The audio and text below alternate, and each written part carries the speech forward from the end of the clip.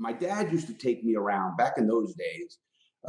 They were paying off the mob to do the World Trade Center. I mean, everybody doesn't understand how building works in New York. In New York City, if you want to build a building, you better pay the mob. And here's how the shakedown works. It doesn't shake down like, well, I'm going to break your legs.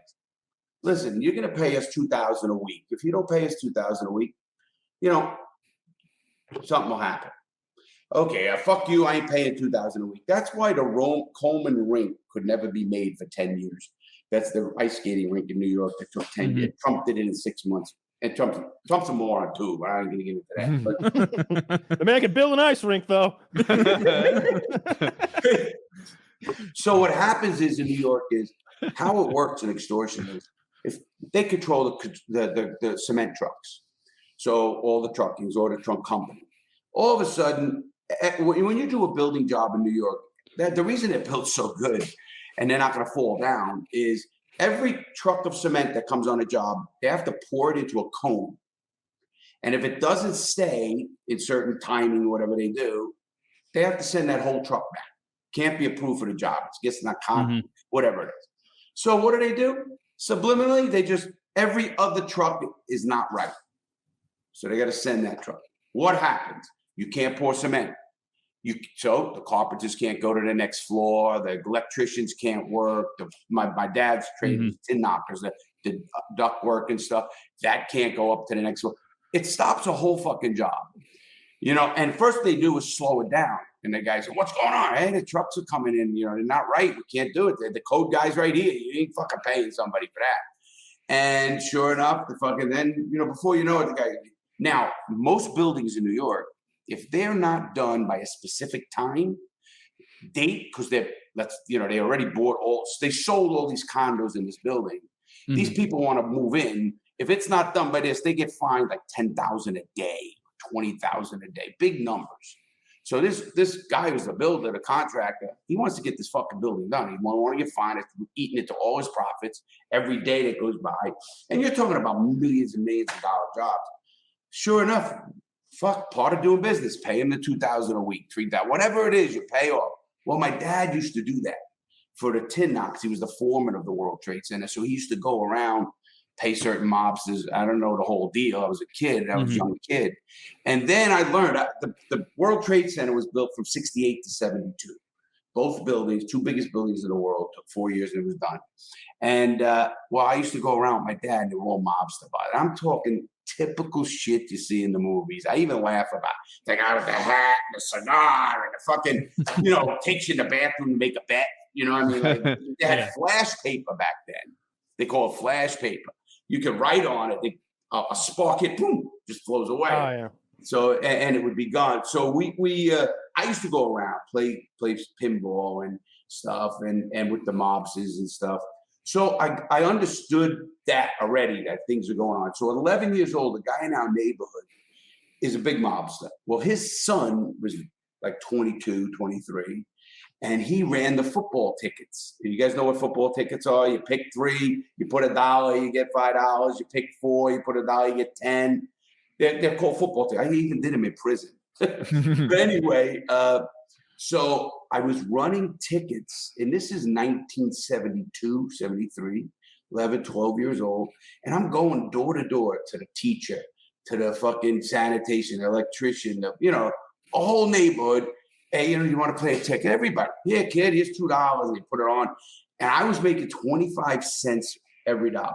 25. So whose game is this that you're running? That you're selling tickets for? Is this yours or is this somebody else's that's scared? No. This is the mob guy. The guy's son. So how do you hooked up with that guy? How do you? They lived in a neighborhood. My mom actually took care of the mobs herself. My mom was a nurse. Okay. So she was like in that area, she was almost like the doctor of the area. I didn't have a doctor. She ever patch up some bullet wounds? She actually did to my brother. That's a long story. No, so I wanted to understand, like, how old are you when you literally have a job for the mob selling these football tickets? Well, you call it a job. It was a kid who was hustling the football tickets. Yeah, but to show up on time. Oh, no, you have to get done, and you're getting paid. Not only show up, you got to pick up the tickets. You got to do collections. That's a job. I was 12 years old, and I was, listen to this, in 1972-3, I was making $125 a week. That's cash money. That was a lot of money back then, you know? Mm-hmm. And I think back at that, obviously that's a fucking thing. Then you're around. The neighborhood I grew up with, everybody was a fucking, I hate to say everybody, but we hung on the streets. We fucking did the drugs back then. It was the acid and shit like that was coming out. You know, that was 69, 70s, you know, into the mid 70s. We did a lot of that. Matter of fact, I remember streaking was big. You guys don't even know what streaking is, do you? Streaking? Yeah, running naked through somewhere. Yeah, that was like a major thing back then. We used to streak on the highways and shut down highways. You know, literally a bunch of fucking They make you a kids sex offender. You do that shit now. So what? They make you a sex offender. You do that now. Oh, I know. It's fucking crazy. Yeah. Listen, our dicks were so small back then, they didn't know what the fuck. It was the 70s. Everyone's dicks were small. The weed was weak and the dicks were small. Those classic 70s dicks.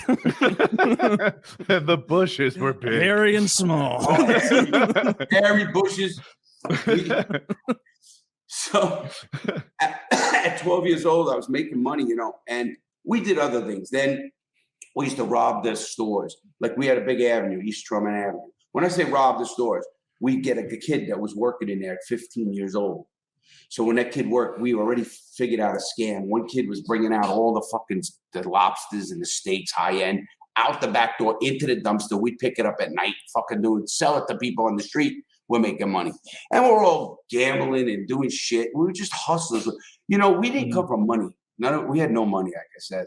And, you know, I remember my dad gets laid off, you know, and you're trying to raise 5 kids in a house. You know, I understood it. I remember, and my parents are the greatest, meaning that way. They gave us the support.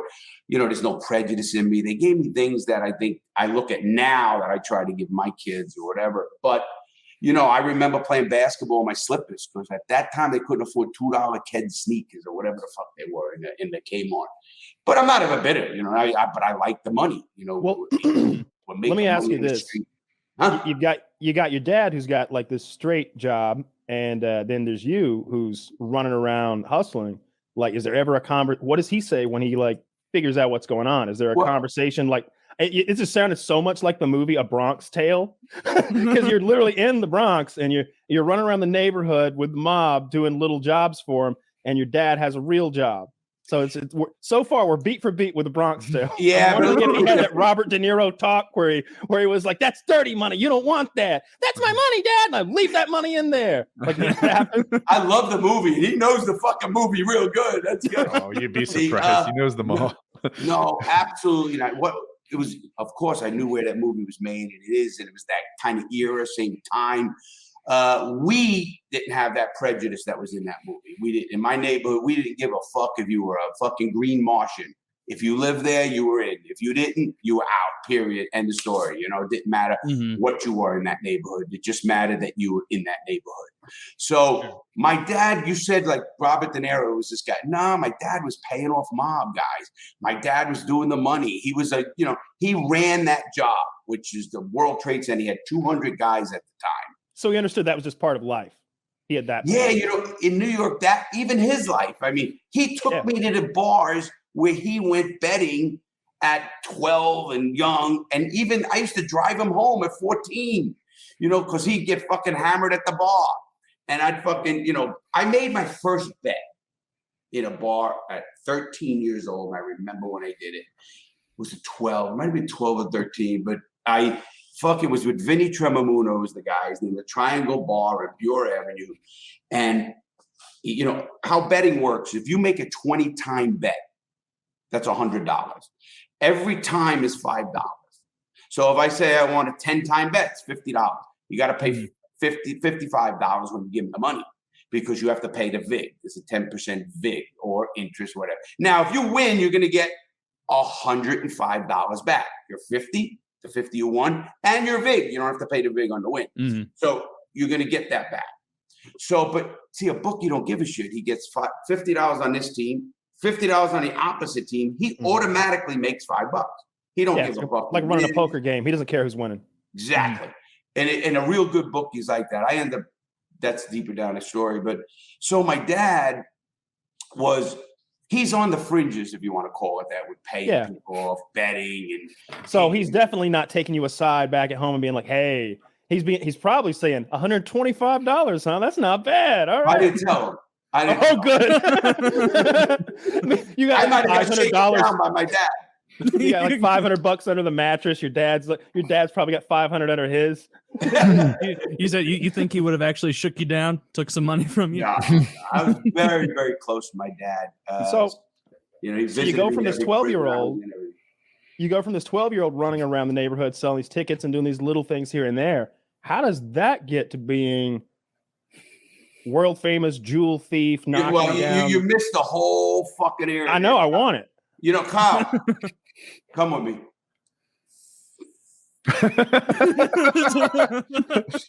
Come with me. There you go. He's here now. No, from 12 years old, we started robbing shit in the streets. Like I said, the hustles. So then we even got a guy with a car hustle. We were getting $500 a car. They'd tell you to rob cars and get $5, and then we would take him to a chop shop over near Pelham and Split Rock. It's in the Bronx. Literally 2 golf courses in the Bronx. Figure that fucking shit out. But in the fucking backwoods, there was a chop shop. Any car? Huh? Any car? Like you got $500 a car, just whatever car. No, they tell you what, not specifically any of these, this year and up, $500, no questions asked. Boom, walk in, drive it. And here's how we robbed them. In New York, in the summer, in the winters, people would go out and start their car and go in and get their coffee and get warm and heat their car up. We'd go right down the block, you'd see the smoke come up, drop me off, jump in the car. The guy's up there 10 more minutes, that car's gone. It's warmed up. It's warmed up. That's really nice. And we even got so brazen with that. Woody, it was crazy because what we did was we would go, like, people also pull up in front of a bagel store or a luncheonette and run in to get the paper and a bagel and the shit. So what do? We watch, hanging out right out front near the meter there. He pulls up, double parked. Nobody's in front of him. He walks out. We're walking right by him, jumping the car. Right, some of them, one guy almost got us, turned around, saw what was going on, was hitting the car. But they, it was, and we had the keys. We didn't give a shit about it. They didn't care about that. But we would bring it into this area. $500 kid. $500 kid. No wonder I fucking said fuck school. I mean, I was very, I have a very high IQ. I don't mean that to be, smart ass or anything like that, but I didn't go to school. I hated school. I got my degree and all that shit later from prison, really, more than anything. But what happened was I'm saying, fuck this shit. And then my brain's saying, wait, this is trouble, man. I got to get out of here. So I go in the Coast Guard. I'm a retired veteran. Matter of fact, some fan sent me this. Look what he wrote. And right when I got retired, this is 1985, I go right back to the fucking Brooklyn and I'm fucking back in the game because what am I going to do? I'm sitting there. Now, I had actually about a year before I was actually retired because they didn't know what to do with me. I was getting blood taken for future surgeries. Every 3 weeks, I used to have to take a train from New York to Bethesda Naval Hospital, in Washington, D.C., and from New York. And so I had no duty or anything like that. And I just fucking was right back in it. I start collecting and I start fucking muscling. I was a pretty big, tough kid. I was collecting and muscling for a card game in New York, down in Queens, underneath. You had to have, this is back then, you had to have $10,000 to get in the fucking room. I used to see 20, 30, 40 people get in this place. I'm thinking, all that fucking money down there. Holy shit, But I'm up there. I'm one of the, the guys. You're watching after the money. What's money? But are musclers ever required to use it, or is it just intimidation? Like no. I mean, listen, if guys are coming in packing with guns and stuff, there's a war going on for that because that game is protected. That they're mob family run games. They're not. You couldn't. Woody and Kyle can't say, hey, let's get this nice poker game going over here in Brooklyn, and we get all these guys. Oh, you can do it. Once it gets good, making money, they're going to come see you, and now you're going to be paying people. It'll be their game now. Huh? You'll be their partner now in your own game. Absolutely. You've got a great game here. I'm glad you did that for us all. Let's. I'd hate to see something happen to it. So every Thursday, right? You'll pay us. So did you ever have to go and like collect on debts for people? Because that part of like, that's you hear about organized crime and it's like there's always oh yeah, well what if I don't, right? And so the guy who shows up is this is what if you don't. So like when the rubber hits the road there, what is that like? You know, Kyle, that's a great question, and it's something I sometimes struggled with a lot in my life now because I did bad things to people. I laid a kid's arm on a curb and snapped it like a fucking twig. I took an iron, and I actually tell that whole story in the book. I'm gonna send you all books. You just give me. I appreciate that. I really do. So much. Yeah, I'll sign books. Yeah. You'll love them. We'll send you cum pills. You're gonna love them. They're great. We'll send you cum pills and drugs. 10 pages. Yeah. All right. So where were we? You had come back from your heroic tour of duty. Yeah. So yes, I came back from the jury. I was doing the card games. I was muscling the card games. I was doing collecting. And again, that's kind of a little bit, but you know, people ask me all the time, do I regret anything? I don't believe in the word regret. I don't. You should learn from everything you do. Would I change things? Obviously, wouldn't want to lose my children, wouldn't want to do certain things. But I don't regret it. It makes you who you are the next day. No matter who you are, who you become, you start regretting things, it changes the whole kind of, it's like that old dynamic. If somebody got killed that was your father and couldn't have been born, and how many things change. Sure. So I just think it's not about regrets. You know, I would totally change that part of me. And I don't know if I was kind of a little crazy because I didn't feel anything. You know, it's not like, you know, I'm thinking, oh, fuck. I always justified it because I never hurt somebody who wasn't in my game. I never hurt a robbery person in a store or a fucking old lady. We protect people. I protect kids. That's my thing, you know. But if you were in the fucking drug game, the robbing game, the gambling game, whatever the fuck it was, I kind of figured you know the fucking game, you know, and you shouldn't fucking be in this. What you signed up for. But you know what I did was a little extreme, Kyle. That's what I wanted to ask you about. So, like, what did this guy have to do? How much money did this guy and like how did he get this debt? Where you take an iron to him? Well, that iron case was a guy stole $75,000 from one of our bookies. It's quite a bit. Yeah, that's a lot of money. Wow. So somebody's mad now. Actually. Yes. No, somebody stole 75. This guy stole $75,000. Okay. And of course, we got the word out. You don't do this shit, and you know that's bad shit. Anyway, of course, we find some kids. They snitch on him right away. We know who it is, and I was told to Larry take care of this in my way, and I said okay. I took the guy. Yeah, I don't know if you know New York City, any of you guys. They have cellars. There's like cellars. You go down the stairs. Underneath, they're like cellars. You know, there's a grating, and it opens up, and then you walk downstairs. Yeah, actually, yeah. So we had a cellar below the bar, and I went and told a guy named Joe Cat. I said, Joe, go get the iron. He gets an iron. We had a couple of things. I got the guy sitting in a chair in there. And he's 21 years old. He's a young kid. Now I'm only 27, maybe. What's holding him there? Fear, or is he bound in some way? No. I'm gonna tell you, he's tied to the chair. I got him tied to the chair like this. He had his hands behind his back, and I had his pants down to his ankles. Everything. He's naked. He's naked all up here, and he's like this, tied. And I said to him, I was just talking to him. I said, you know, pretty stupid to rob these people. You know, why do you do this? What? I didn't do it. I swear to God. You didn't do it. I said, really? Yeah. So the iron's getting hard. I said, listen to me. I'm going to ask you one more time. Where is the money? I didn't do it. Psst, right on his chest. I smell it when I tell this story. There's a iron mark right on his chest. And I could smell it. And he screams. I hear that scream. Matter of fact, some people who've been with me said, man, I heard you at night. And that's that and a scream in prison. I'll tell you about that story. But so I do that. Then everybody's just sitting there quiet. Stuck in the middle with you is playing. Now, let me ask you this. I'm sure there's a couple more goons watching you take the old iron to this guy. Yeah. Nice and wrinkle free over here. Now, are they reacting like, holy shit, Larry's hardcore? Or are they like, yeah, Larry, make him talk? Just That's how Larry face. rolls. Larry No. fucking gets some smooth. Nah, as shit. but it wasn't like that. Any one Hit him of with the us would have steam did button. it. Any one of us would have did anything. Okay. So they're not. But I they're just like, I was a little bit more fucking didn't give a fuck. I mean, you were the man with the iron in his hand. You know. Yeah, That they says- put you Well, in I mean, charge of handling it. And then I looked right down at his dick.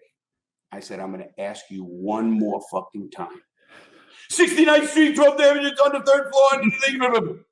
Because he knew I wasn't playing. You know, I tell everybody, I love guys who think they're tough ass and they say, oh man, you can never get that out of me. Trust me, I will fucking get it out of you.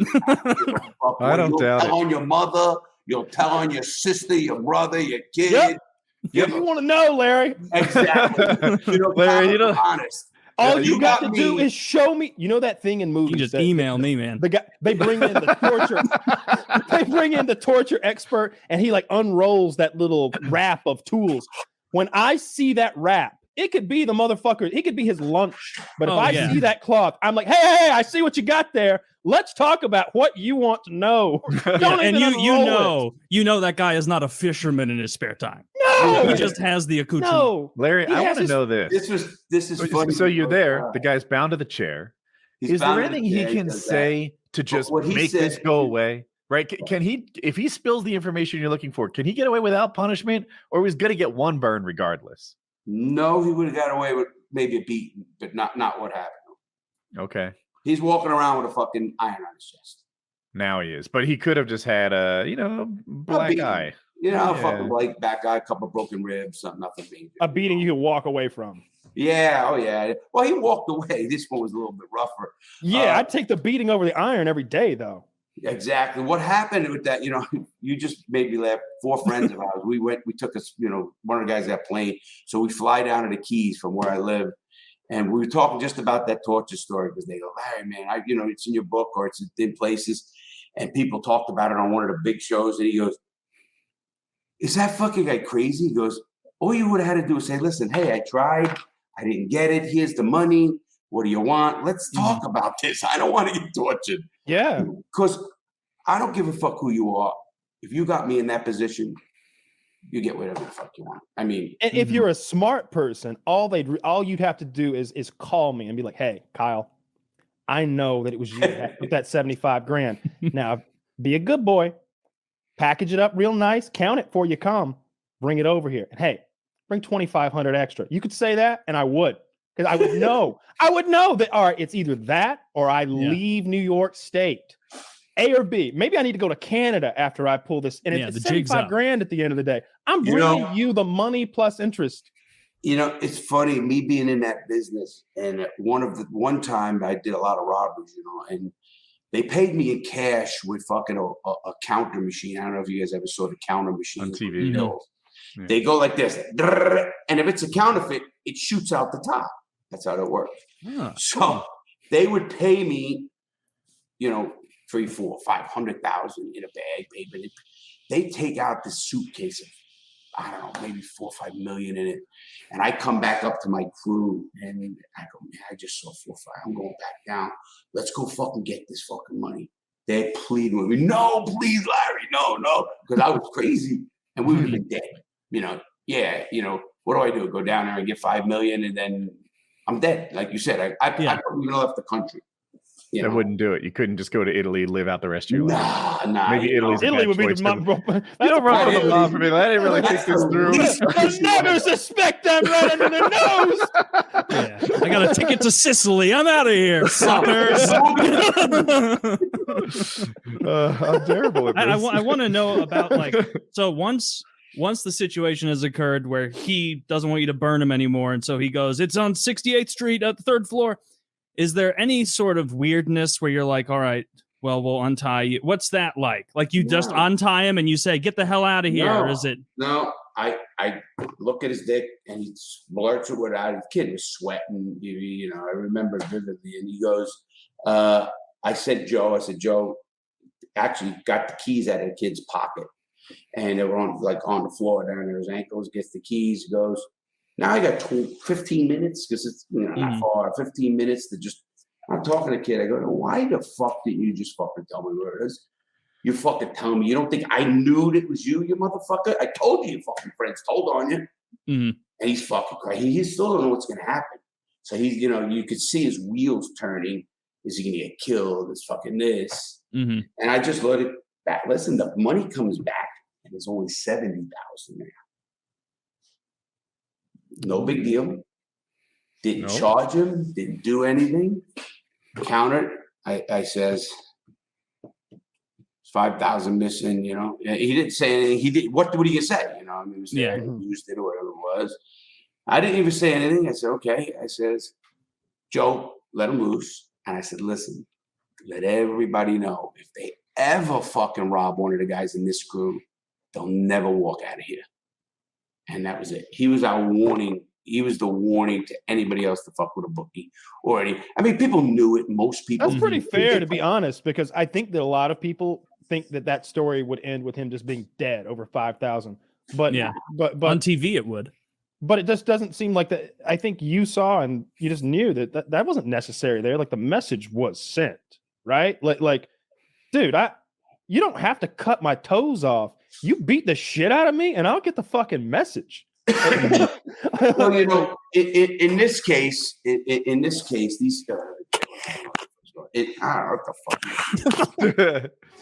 Okay, in this case, listen. It was a message that had to be sent that you can't fuck with, any of the bookies. Bookies are all controlled by somebody in New York, and they have them all over the place. There might be one at this bar. There might be one at the car service. They had car service. They didn't have Uber. That this one, or it might be at the flower shop or wherever the fuck it is. So it had to be known that you can't fuck around with the people. And it was. What happened was I used to come back. When I got married, it was a big mob wedding in New York on 18th Avenue. It's called the Oriental Manor. We had the 3 halls. We had them all. One for the cocktail hour, one for the wedding, and one for the reception. Just the gangs to hang out, watch football, and do whatever the fuck we wanted to do. And it was a mob wedding, two crazy families. So we sitting there, and fucking my new brother-in-law. I don't believe I'll tell you. Yeah, my brother-in-law is now my brother-in-law, friend. Mm-hmm. Now on the dais, we were all we had a prime rib and lobsters on the dais. For the whole wedding and all that. Nobody on the fucking dais ate anything because we were all fucking coked up. So my new brother-in-law and I are in the bathroom doing lines. In comes my new father-in-law. Seeing his son and now his daughter's husband doing fucking lines in the fucking bathroom. I give that man credit. We're friends to this day. He's 80, I think 80 something. And he says, they need you to cut the cake, Larry. Never mentioned it once. But like you said, a message was sent. I knew it. We fucked up. No more words needed to be fucking said. And to this day, I talk about it because it was amazing. And we've always got along great, still to this day. I mean, I had to have a sit down with him when my ex-wife didn't want me to see my kid, really. But that was taken care of one time. And that was it. All my divorces were never lawyers, cash in the bag, this, that, whatever the fuck it is. You do your own thing. Cash in the bag. Cash in the bag. That's probably so much easier. Honestly, lawyers don't. We already have the bag. Yeah, the lawyers don't like you. But so now let me get where we're at. So do that guy. No big deal. Obviously, did stuff like that. But I'm in Florida now. This is 87. When I go down, I get married, and then I go down to Florida 6 months later, open a pizzeria, a fucking Lenny's Pizzeria. I ended up burning the whole plaza down. I didn't like pizzas, but no, not on purpose. It was a thing. I was doing hot diamonds in the day. I remember I had a good pizzeria, and fucking people would come in for a pizza on a Friday. I said, "Get the fuck out of here! What do you think this is? It's a pizzeria, No, I fucking was doing hot diamonds. So it really became a front. I don't know what that means. A stolen diamond? Stolen diamonds, right. Oh, you can see Taylor come from the shitty neighborhood. from a blood diamond neighborhood. That's the only way we made. That's the only way we. South You know, Africa. that's such bullshit, too. That's another fucking Really? made up crap from the U.S. Mhm. Under RICO is like murder could be under RICO Act. That's not murder is not a federal crime. Whatever state you're in, you kill unless it's on federal property or something like that. Federal agent, something of that nature. You could rob McDonald's, and the federal government could make it federal because McDonald's gets its fucking French fries from Idaho. Mhm. And they can say, now you are interfering with interstate commerce, which is called the Hobbs Act. You're going to get federally fucking convicted, federally prosecuted. And they do it under the RICO Act for me because I was interfering with interstate commerce, all these robberies from different states and everything else. So they knew who I was. They knew I was with a family in New York. So they loved it. But they didn't get anything out of me. I went to prison for not telling. That's why I went to the worst prisons in the world. What would someone do if they didn't have the connections to sell jewels? Because that's the thing that I think we've discussed this before, like many years ago, maybe just a discussion I've had with friends. It's like, why would I rob a jewelry store? I would then have jewels. I don't know what to do with fucking jewels, right? You know, as a normal guy who's not connected. Well, we just said that. We just said that earlier. Oh, okay. You know, but no, it's a quick answer because it wasn't a place like that. You know, you could take jewelry and piece it off and be fucking never get caught. You go into a jeweler down in somewhere and say, listen, this is my grandmother's piece and I'm looking to get rid of it. And it's, you know, maybe it's a $10,000, $20,000 piece. And the guy goes, well, he's trying to, doesn't know anything about jewelry. I'll give him 10 grand. He'll just shut up, you know. And he's not going to report it. He's going to take it out or resell it or whatever it's going to be. And you just got 10 grand to walk around the street if you're going to do something small like that. Mine, you needed defense. You needed defense in the jewelry business. Otherwise, you could have never got rid of them. That's how the guys from Tiffany's got caught. They didn't have a fence. The fence is the guy that, first of all, most people, even when the fence gets caught, what do you think he's going to do? He's going to fucking rat on the guys, well, where you getting the fucking jewelry? But the guys I had were all connected and there was no rats on my case. There's not one rat on my case. How does the fence do his job? Like, obviously he takes the diamonds in and gives you cash, but like, what does he doesn't sell the diamonds? Does he sell the diamonds to a jewelry store? Absolutely. The fences are diamonds. The fences are usually jewelers themselves or something. I was telling you earlier, the jewelry business is so fucking crooked. You know, obviously I can get into how diamonds go from De Beers in Africa and how you get to buyer and beat all that kind of stuff. I went to the GIA Institute, which is a Gemological Institute of America. It cost me 10 grand under the table. There were 4 of us in it. But I went in that to learn about diamonds. I want to know about the qualities, the cuts, and what they mean, because I don't want to get fucking robbed. You know, it's like knowledge is fucking king in anything you do. Can't trust fences. Well, again, you got to trust yourself, man, because I know what's there. Now it's a haggle of the price, you know, and they're not going to haggle too much because I'm bringing them so much. You think he wants to lose me to even go look for another guy? You're already giving him a stellar deal. It's hot goods, right? You know, well, he's getting the best deal. Nobody can ever buy his diamond cheaper than he could sell it because he's buying it for fucking nothing almost, you know, it, depending on watches, you know, anything he's making. He couldn't buy it wholesale to sell retail like he can get from stealing, you know, 30, right. 25%. That's what I'm saying. So he's not going to get too, he's already getting this stuff 80% off. What's he need? 85%. Right. And not only that, they don't want me to go to another guy and say, wait a minute, I'm a piss Larry. He's coming here every fucking twice, 2 times a year. Fucking, I'm making fucking. Now he gets his price. So if he buys it from me at, let's just say you said 20%, 30%, whatever number, he tacks on 15%, sells it, and he pieces it out. I actually found out a lot of my diamonds that I robbed went to California, and they were literally sold out in California. And it's funny because I thought later in years I should have just opened a store in Rodeo Drive, not give a fuck, put a fucking hot looking broad behind the fucking counter, whether she knew what the fuck she was doing, and sell shit at fucking decent price, and fucking could have made a ton of money, had could have did a lot of things. You can only do that with obviously common pieces. You couldn't do that with signature pieces. Anything that's made that's specifically for someone, it's a signature piece. They got to break it up and they got to make diamonds, brooches, whatever they're going to do out of it. You know, and that's important. But I think back after the fact, man, I should have just fucking kept it all, opened the fucking store, and I'd have fucking maybe became legit. Nah, never would have happened. Wouldn't have worked out when you had to replenish your. I had a question from inventory. earlier. So you said that you never heard anyone who wasn't in the game. That was part of your code. No kids, no like old people or. Well, we're going to define it here in a minute. But you didn't say. You didn't say it, but I interpreted like no civilians, basically. You know, if they're not in the game, you're trying to not hurt them. Did you ever lose? You're in the game, right? Maybe someone else that like all I'm hearing about are your wins, right? The time you made a guy wrinkle free, the time you muscled here or there. You undefeated in this, or do you have any times? No, I'm only defeated once, and that was by the federal government, and they fucking win. I never was shot or shot at. I've been in cars where somebody shot at somebody in the car and stuff of that nature, and I wasn't hit or anything like that.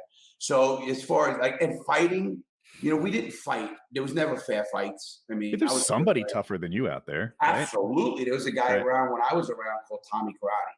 That guy's got more bodies. He's probably on the internet. You can look him up, I'm sure. Tommy Karate? Yeah, Tommy Karate. That motherfucker.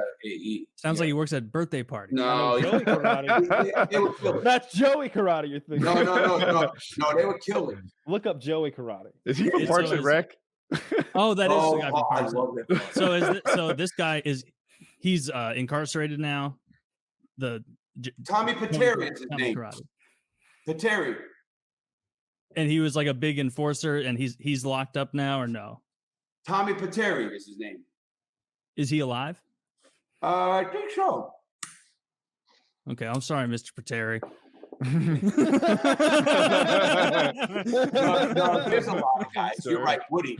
Obviously, I tell everybody that anything, whether it's fighting, whether it's, I used to tell you, listen, dude, if you think your broad is with you because you think you got a big dick, well, there's another guy with a bigger dick, with more money, better looking, better educated. If she wants to be with him, she will. She's either with you or not. That's what I was telling that swinger. He doesn't want her. Like my girl. But you know, and he's gonna come back and like he's gonna be like, guys, it was all about not liking gay people. It's like I just don't like penis. Yeah, right.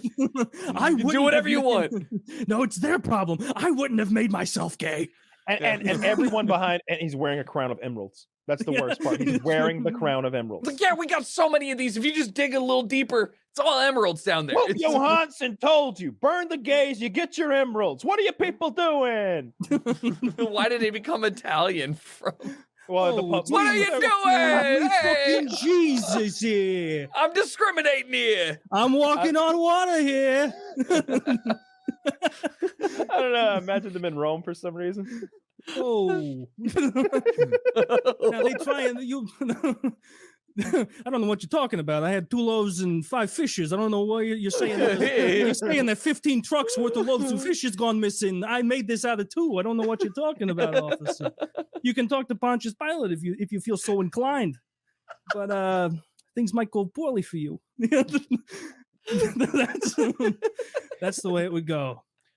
You know, Italian Jesus robbing the Romans to pay himself. An American Italian is what we're talking about. I did manage to get moved out of that cell.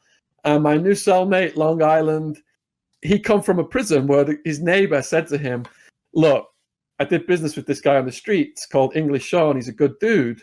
If you run into him, look out for him. Now, bear in mind, there's 60,000 people in the Arizona Department of Corrections at that time. So it's weird how people came out of the blue to help me. People came out of the blue to harm me. So Long Island goes, look, I've got a friend, 2 Tonys. You want to play a game of chess with him? He knew if 2 Tonys liked me, he would take me under his wing. He didn't tell me that. He was a bit more slick. I said, yeah, you know, fine. What's he in for? Oh, he's old school mafia, multiple homicide murder, 141 years. I'm like, whoa, hold on a minute, you want me to play chess? Because this guy, if I win, I might be next on his list. You know, he just goes and gets him, and he comes down the stairs like Uncle Junior. He's already served 20. He's already served 20 plus years. I'm stood in the day room over the chessboard, nervous, sweating. He sees that.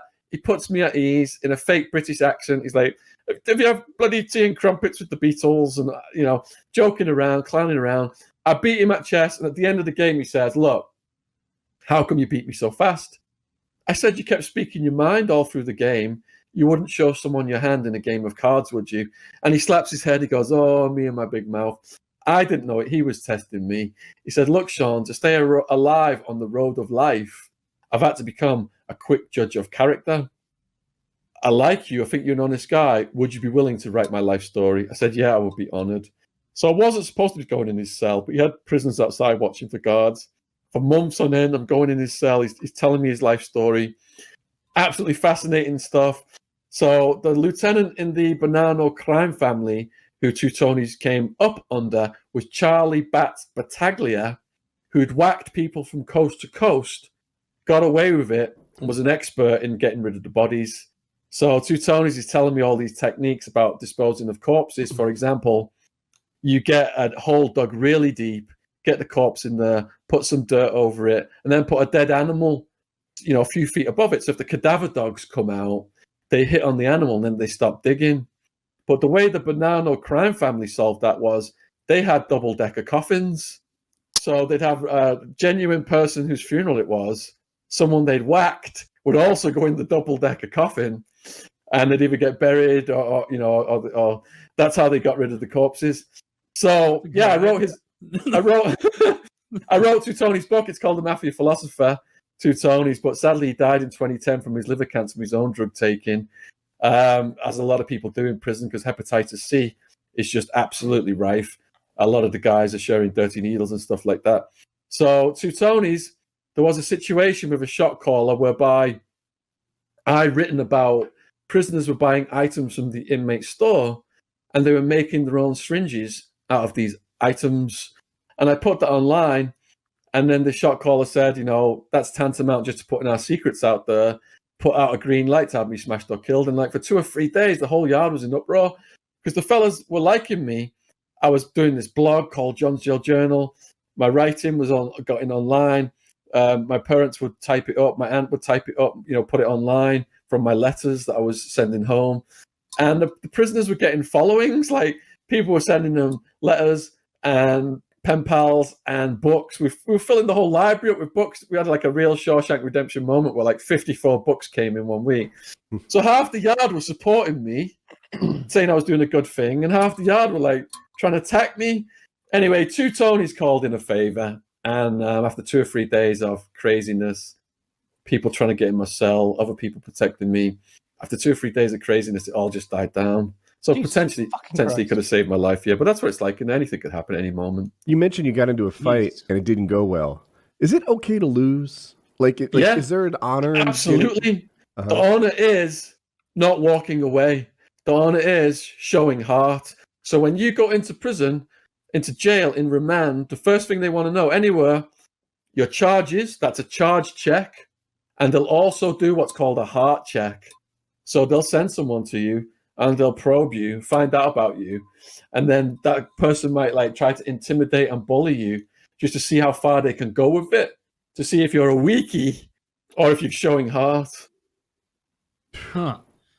So what's the correct, I imagine that's a tightrope, right? If let's say you weren't on Two Tonys' good side and he sends some, big Italian lug into your cell. How do you walk that line of, not being outright aggressive towards him when he starts threatening you, but also not looking like a bitch? Because I'm sure you go too hard at him, he'll be like, yeah, this guy's a fucking problem. Let's whack him, or whatever the hell it would be. So when I was living with the serial home invader torturer who got his friend to attack me, before his friend attacked me, I sensed that was brewing, and they would come in the cell and talk shit to me, and I thought it was going to go off in the cell. And I'm thinking in my head now, if these guys are just going to punk me, that's it. It's over for me. The rest of my life in prison, I am just screwed. So I had my pens right next to me, and I was just going to go stick a pen in one of their eyeballs. I would just have to make it. I would have to have made an example. Otherwise, I would have been raped, attacked, extorted, everything. So it's that tense all the time, and I could barely even sleep. I'm not a violent person. I'm thinking there's 3 guys in here, big guys. They could just fucking take me down and rape me or anything. If I stick a pen in one of the eyeballs, if they try to rape me, I'm just going to straight shit in my hand and fucking just rub it all over them, rub it in their faces. These are the levels of demented behavior that these environments force you to think about what you're going to have to do, because you're going to have to retaliate full on if they do something to you. Otherwise, you're a punk. My next question. Is it okay to win, right? Let's say you're in a fight with some guy and you win 1 out of 10 tries, right? Like, you know your odds and you think you've got a 10% chance of winning, but it's your lucky day. Now what? You know the score. That guy knows the score. Does he get rematches until you're properly punished for winning a fight? Is it okay to win? It depends on the level of the beef. So most beefs are squashed with a one-on-one fight. The gangs do not want people jumping in on either side, whether it's within a race or outside of a race. Got a bunch of whites jumping in, a bunch of blacks jumping in. You got a race riot. Jail gets locked down. No one comes out of their cells for 3 days plus. The drug business stops. The absolute priority is to keep the drug business running at all times. If 2 prisoners have got a beef, then the leaders of the gangs will say, right, that cell under the stairs, you guys go in there and squash the beef. And you'll see it happen. You know, you can watch it from around the day room and stuff. These guys will fight it out. And at the end, they're having a hug and having a smoke together. Now, there are beefs that can escalate into life and death stuff. There's feuds on the streets that carry over into prison.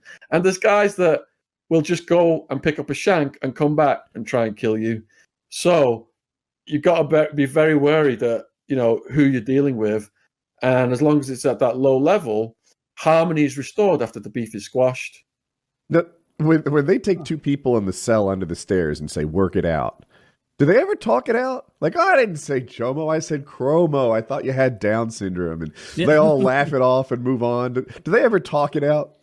You know what? Tony said he has used humor to diffuse many a potentially violent situation. But talking it out is more on the female side. In the men's side, they're fast to the fists. You see a guy, he'll be walking down the corridor, he'll look at a guy say, what are you looking at? He'll say nothing. You calling me nothing. Bam, bam, bam. It's on just like that.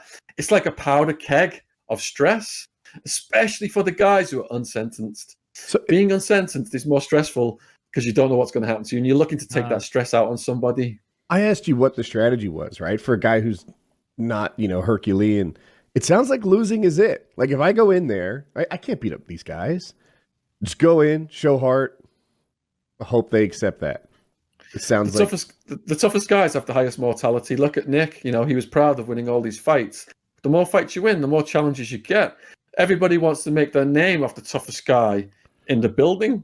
So eventually you're going to come a cropper. My strategy was, I've done prison survival advice videos, and one of them is titled Make Alliances with the Right People. I had Wildman going in. I had 2 Tonys later on. Okay. What? I want to circle all the way back around to that bail hearing, because that had to be one of those moments where you're like just on the cusp of victory, and victory is snatched away, and you fall into the jaws of defeat because you were in minimum security, which wasn't fun, but not the worst scenario ever. I was in medium. Oh, medium. I'm sorry. Yeah. And then because of the way that bail hearing went down and them doubling your bail essentially, because you went over a $1 million bail, you're automatically upgraded to maximum security. And that's when you got sent to the Roach Motel. Yeah, and I've been in Towers Jail for a year. I know all the slang. I know the prison walk. So the next day when I woke up in max security, I've got to go to the white table now, the Woods. And they're going to determine now whether they're going to accept me or they're going to smash me. This is max security. They're nearly all in there for murder. There was a few crystal meth chemists. So I walk up to the table, you know, doing the prison walk with all the slang. Like, what up, Wood? What up, Wood? Where did you roll in from, Wood? Ahoy, hoy. Towers Jail. They made my bail bond over $1 million, so I got reclassed to max. They're like, you know, what are you in for, Wood? Ecstasy. So they're asking me all these questions, and I'm thinking, you know, I'm fitting in with these guys. They're going to accept me. Then I go back to my room, and hours later, the head of the gang, he comes down with all of his legal paperwork, and he says, I want you to read this for me and tell you if this plea bargain they're offering me is reasonable. So they saw through my act and saw I was an educated person, and I was a resource to them. That's really funny. They could tell I knew how to read, so now I'm the professor. British guy. A third of the prisoners could not read or write. In max security, I set up a class for the Mexicans, teaching them how to write home in Spanish, because a lot of them worked out in the countryside and they couldn't read and write. Then the Aryan Brotherhood put a green light to have me smashed for helping another race. I had an independent tough guy who was my cellmate at the time, Joe, and he intervened with the gang and they allowed me to keep helping the Mexicans. Sean, can you move your mic closer? Jesus Christ. Yeah. That sounds so. That's awful. That sounds fucking horrible. But something I want to like. So you got there, the Aryans approach you in your cell, and then kind of how does that relationship go from there? Like you said, there's no turning them down. You have to kind of play the game. Were there ever times where it was like, hey, you just earned your first swastika tattoo. Come on in. And you're like, no, actually, can I just get like, they also used an eagle. Let's do a real generic eagle. Can you make it look like the Philadelphia Eagles? I saw one skinhead. He had a tattoo of Hitler on his chest. No subtlety. Zeke Heiling over a gas chamber with Jewish people dying inside the gas chamber. Yeah. Now here's what helped me out. Intricate. Here's what helped me out. Hey, Sean, can you move your mic a lot closer? Yeah. Is it going to go over the screen now? Is that okay? Oh, so much better. My God. Yeah. Yeah. All right, so over 100 people arrested with me, including some of my bouncers from the raves I was throwing, including my best friend from my hometown, who is a massive guy. He co-interviews people with me on my YouTube channel called Wildman. He's like the UK Joey Diaz. Oh, I've seen that guy. Yes. He is the UK Joey Diaz. His fists are twice the size of mine, and they're just all human teeth marks all over them. He's a good guy to get arrested with. So once the AB guys in Towers Jail found out I was with Wildman and that we were one of the biggest crews in the jail, we had a coexistence with them, and none of our clique got smashed. Jesus Christ. In that first year, that was when we were all together. I think what was your relation to the guy with the Hitler tattoo? Was he just like, oh no, that's Alan? I think there's some other guy who's like, even Alan goes a little far for us. I mean, Hitler chose a perfectly fine signet for us to use, and he goes for the whole portrait thing. None of us are on board with that. Don't think we're all like. Let's put it this way: when the head of the whites got moved out of our building, and there was a white boy meeting, and we had to vote on the new head of the whites, I didn't vote for that skinhead. I vote for Marco, who was out of the Italian Mafia. The Italian Mafia took over from the Aryan Brotherhood in that pod, and it was the best we ever had it. Like, these guys were running the show. Outside the jail at night, when we were all locked down, when we were all supposed to be asleep, Marco was outside the jail with the guards, smoking and giving them orders. Whenever we got raided, the guard, he would find out in advance, and anything the guards took, all our bedding and everything, would get all fresh stuff from other guards, would bring it right back to us. He had a legal visit from his girlfriend. In legal visits, the guards can't watch, so his girlfriend would come in as a legal visitor and give him blowjobs in the legal visitation room. Nice. And there was like the least violence ever under Marco's rule. I wrote a whole chapter about it in Hard Time, and it was the best of the time in Towers Jail was when the Italian Mafia were running the show. But the good times never last. the like meshing between the Italians and the Aryans, what was that like? An alliance because they're both white, or like their own interests? Like, I'm sure they had their own drug interests and stuff, right? There was an uneasy coexistence that culminated into a full-scale semi-riot at one point, and which ended up with us all getting moved. So the Italians, when people have got it good like that and they're running things, other people get jealous because people have got nothing in prison. Mm-hmm. So the Woods were getting jealous of how smoothly they were running things and all the perks they were getting. And they were always scheming, and they always had the greater numbers. We had more numbers temporarily, but in the end, Marco got moved. He got sentenced his next in line took over. He was a Golden Gloves boxer, and he had a lot of fights in a row, and he always won. And then he fought a Rule 11 inmate called Buster Beats. Now, that means a mentally ill person, Rule 11. There was this foul meal that nobody would eat called Red Death, and this guy would just put it in plastic bags and eat it all day long. And he was my cellmate briefly as well. He like took the legs off crickets and mosquitoes and beat them with little rolled up pieces of toilet paper. I didn't know where I was going. And there was some sort of a Pickle Rick type scenario, but he would just pull the legs off until it's a torso, and then he would beat them with a rolled up. Yeah, and say, "Good mosquito, you're not going to leave me now," and things like this. Oh shit! He had this rap called "Dead Body Hose" about having sex with the corpses of Britney Spears and Christina Aguilera and all this stuff, and the prisoners would always make him do it. But anyway, the Golden Gloves boxer Nick, he ended up in a fight with Buster Beats. Buster Beats, these Rule 11 guys, they've got this crazy strength. He kept like Marco. The Golden Gloves guy Nick just kept beating the shit out of Buster Beats, and he'd say like, "I give up, I give up." He'd go to leave the cell. Buster Beats would like jump back up, bounce off the wall like Spider-Man, jump on Nick's back.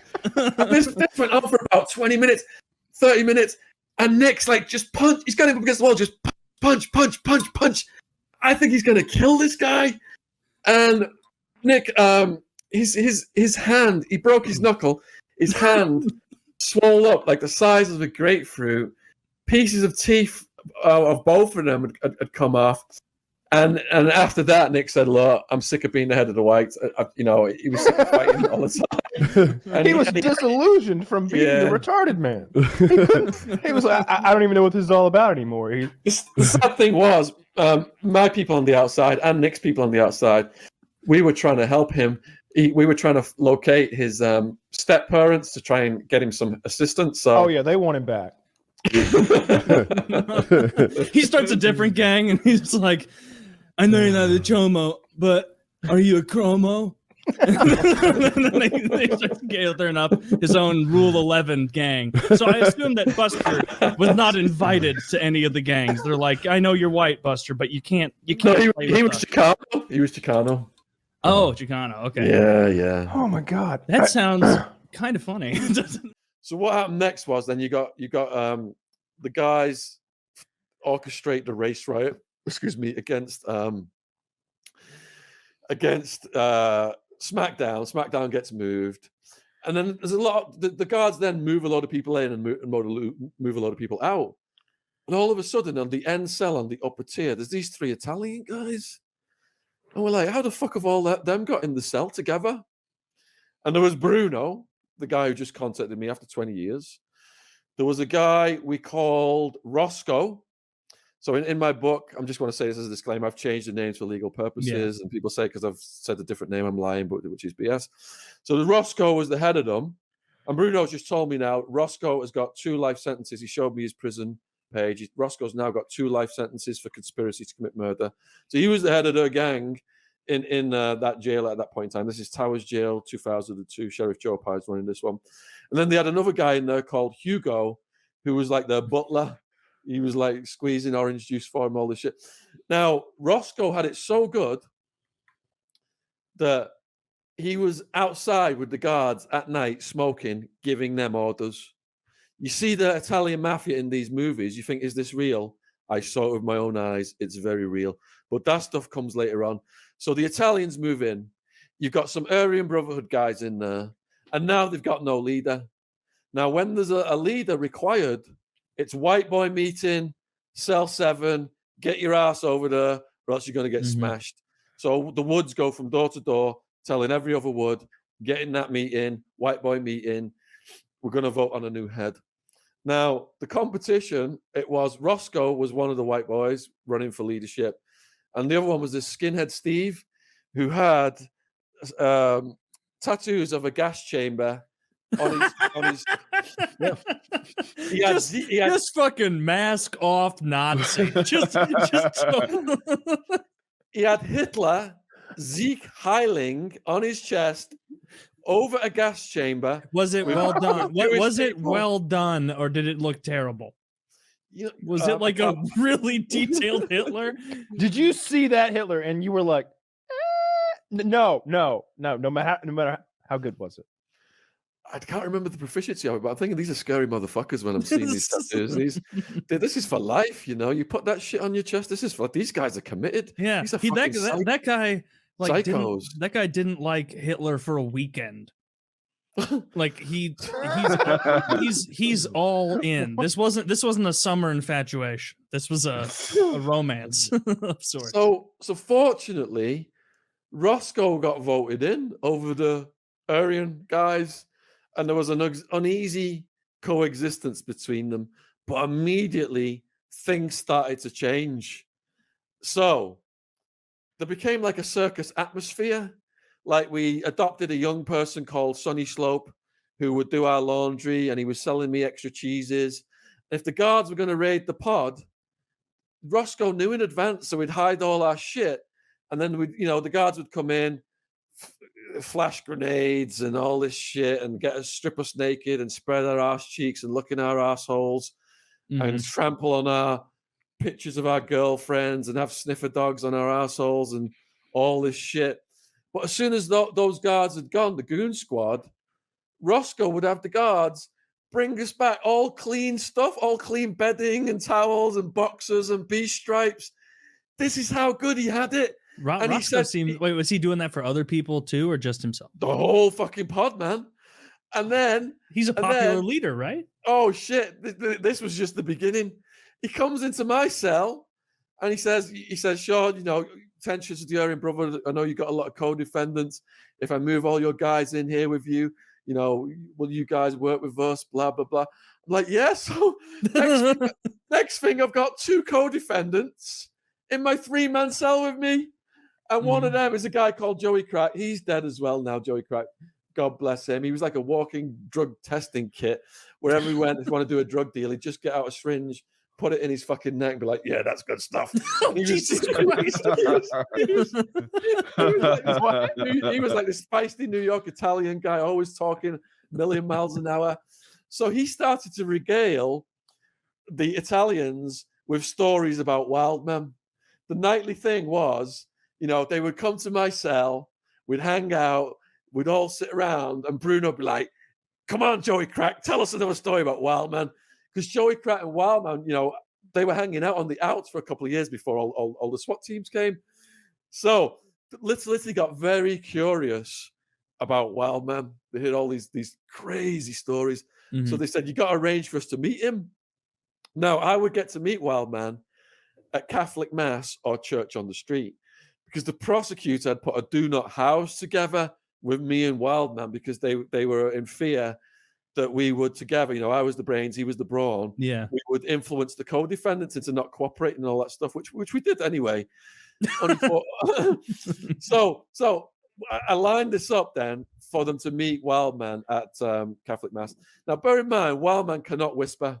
We always get on the back row of these church services.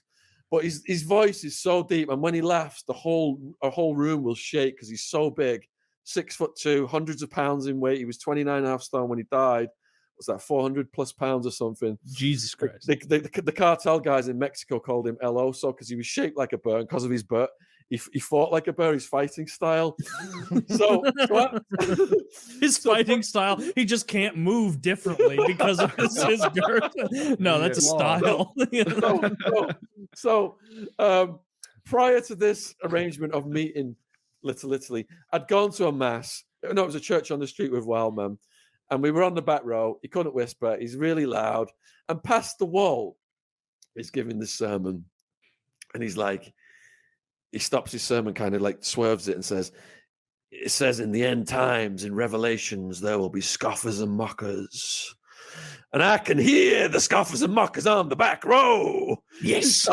He starts walking through, towards me and Wildman at the back. And he's like, hallelujah. And he's talking about purging the scoffers and mockers, and he's nodding his head and twitching and looking at Wildman. And Wildman's trying to whisper to me, and he's doesn't give a shit. He's just talking really loud and ignoring him and all this shit. So I'm setting the table for how Wildman behaves at these religious services. Now, the Italians are very religious, let's say. Very Catholic, yeah. Very Catholic. So there's about 4 or 5 of them, I think, come to meet Wildman. And there's Wildman and my crew. There's maybe 4 or 5 of us. We've got the back row. We've got the row in front. So I'm sat in the middle. I've got Wildman here. Got the rest of my crew on the other side. The Italians start to file in on the other side of me. Bruno sits next to me. And he's like looking over at Wildman. Yeah, Wildman. They are such big, powerful guys. They shook hands in front of my body, and the force of them shaking hands almost knocked me out of my seat. So they're all shooting the shit, buzzing. You know, Bruno's buzzing off Wildman because these big crazy guys, you know, they've got that look in their eyes. They know, you know, the damage they can do to people, and they're buzzing off it. Roscoe's buzzing. Hugo, you know, Hugo's probably the most devout, and he's looking over. He was probably the most sensible out of the Italian clique. So the priest starts to give a sermon, and it's really moving. And you've got the most devout prisoners on the front row. These guys are like sleeved out in Virgin Mary and Jesus. They've got all these religious tats all over them and shit, crucifixes and everything. So they're taking this service very seriously. The Italians, I'm about to find out, take these things quite seriously. And the priest, he's saying, and the priest was quite old. He looked like he was about 60 or 70. He says his mum is gravely ill. She's in hospital. And he's almost in tears, and he's asking everyone to pray for her. And this is really moving. I'm moved. The Italians are moved. The front row are really like, you know, fucking hell. Everyone's taking this really seriously. He goes on and describes about his mom and his relationship with mom. I'm looking over at the Italians, and they're crying. They're crying. And Wildman's like looking around, like, what the fuck? What the fuck's wrong with these people? And he just starts like making weird noises. And the guys at the front row with the Jesus and Mary tattoos are looking like, shh. Like, who the fuck do you think you are telling me to shut up? You're all sinners. You think you guys are, you know, you're the first people to snitch people out, you fuckers who pretend to have all this shit. And they're like, they're giving up on telling him to shut up. And then the Italians looking at him like, well, man, come on, behave yourself. I'll behave myself. So the priest then he's going row to row with the communion. You don't get to go to the front. He's coming to us. He comes to the back row. He's giving everybody the communion. I've got the communion. He gives Wildman the communion. Italians at it. And then he's leaving then with his back away from us to walk to the front of the room. Wildman, at this point, spits out his communion in his hand, puts it over his eye like it's a pirate's patch. Yeah. He then just raises his arms in his head, and he's got this crazy Vikings beard at this point. And he's had an eyebrow shaved off because he's lost it in a bet. And this guy just looks like a maniac anyway. Imagine him with one eyebrow gone, a Viking's beard. He's got the communion patch over his eye. And he just goes,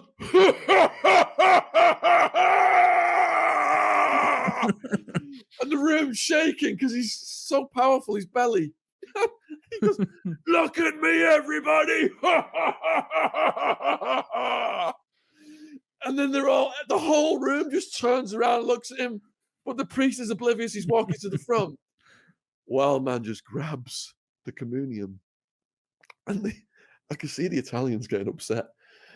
And he fucking launches it like a frisbee. Launches it at the priest, who is almost at the front of the room. The communion is like going whoosh, whoosh, whoosh, whoosh, almost like a fucking flat Earth UFO fucking thing. It's almost skimming the ceiling. It's the priest in the back. It was a good shot, and it rolls on the floor. And Hugo, he fucking starts screaming at Wildman, shaking his fucking jumps out of his seat, runs to the front of the room and grabs the communion, hides it, before the priest can see it. No. Then after that service, wild man, he's in the corridor. He drops his trousers. He starts mooning the guards, showing them his ass crack. He gets taken away, fucking cackling and screaming. Did that ruin your relationship with the Italians? Because I know how seriously Italians take Catholicism, which is twice a year. They're very serious. Yeah, Bruno said Wild Man was just like a big-hearted maniac, and that people couldn't, like the AB guys didn't fuck with him, the Italians didn't fuck with him. He made his mark, and everybody knew he was with us. And if I'd have gone in there on my own without him, heaven help me, because he did protect me in many situations. And just the fact that people knew he was in with us, he's a good guy to get arrested with, basically. It sounds like it. Let me just say then, because that's very sad about what happened with the priest. And in the next mass, the prayer had worked. His mum had been released from hospital. He got a standing ovation. And I just wanted to make sure this story had a happy ending. Yep. Did have a happy ending. Yes. And you know what? If I were in prison, I would definitely start going to church. Like at the very least, it would be a different place to be for a while. That's where everybody. I could see prisoners doing that. Where like, I'm not sold on this, but I get to kind of escape for a bit and think about something else.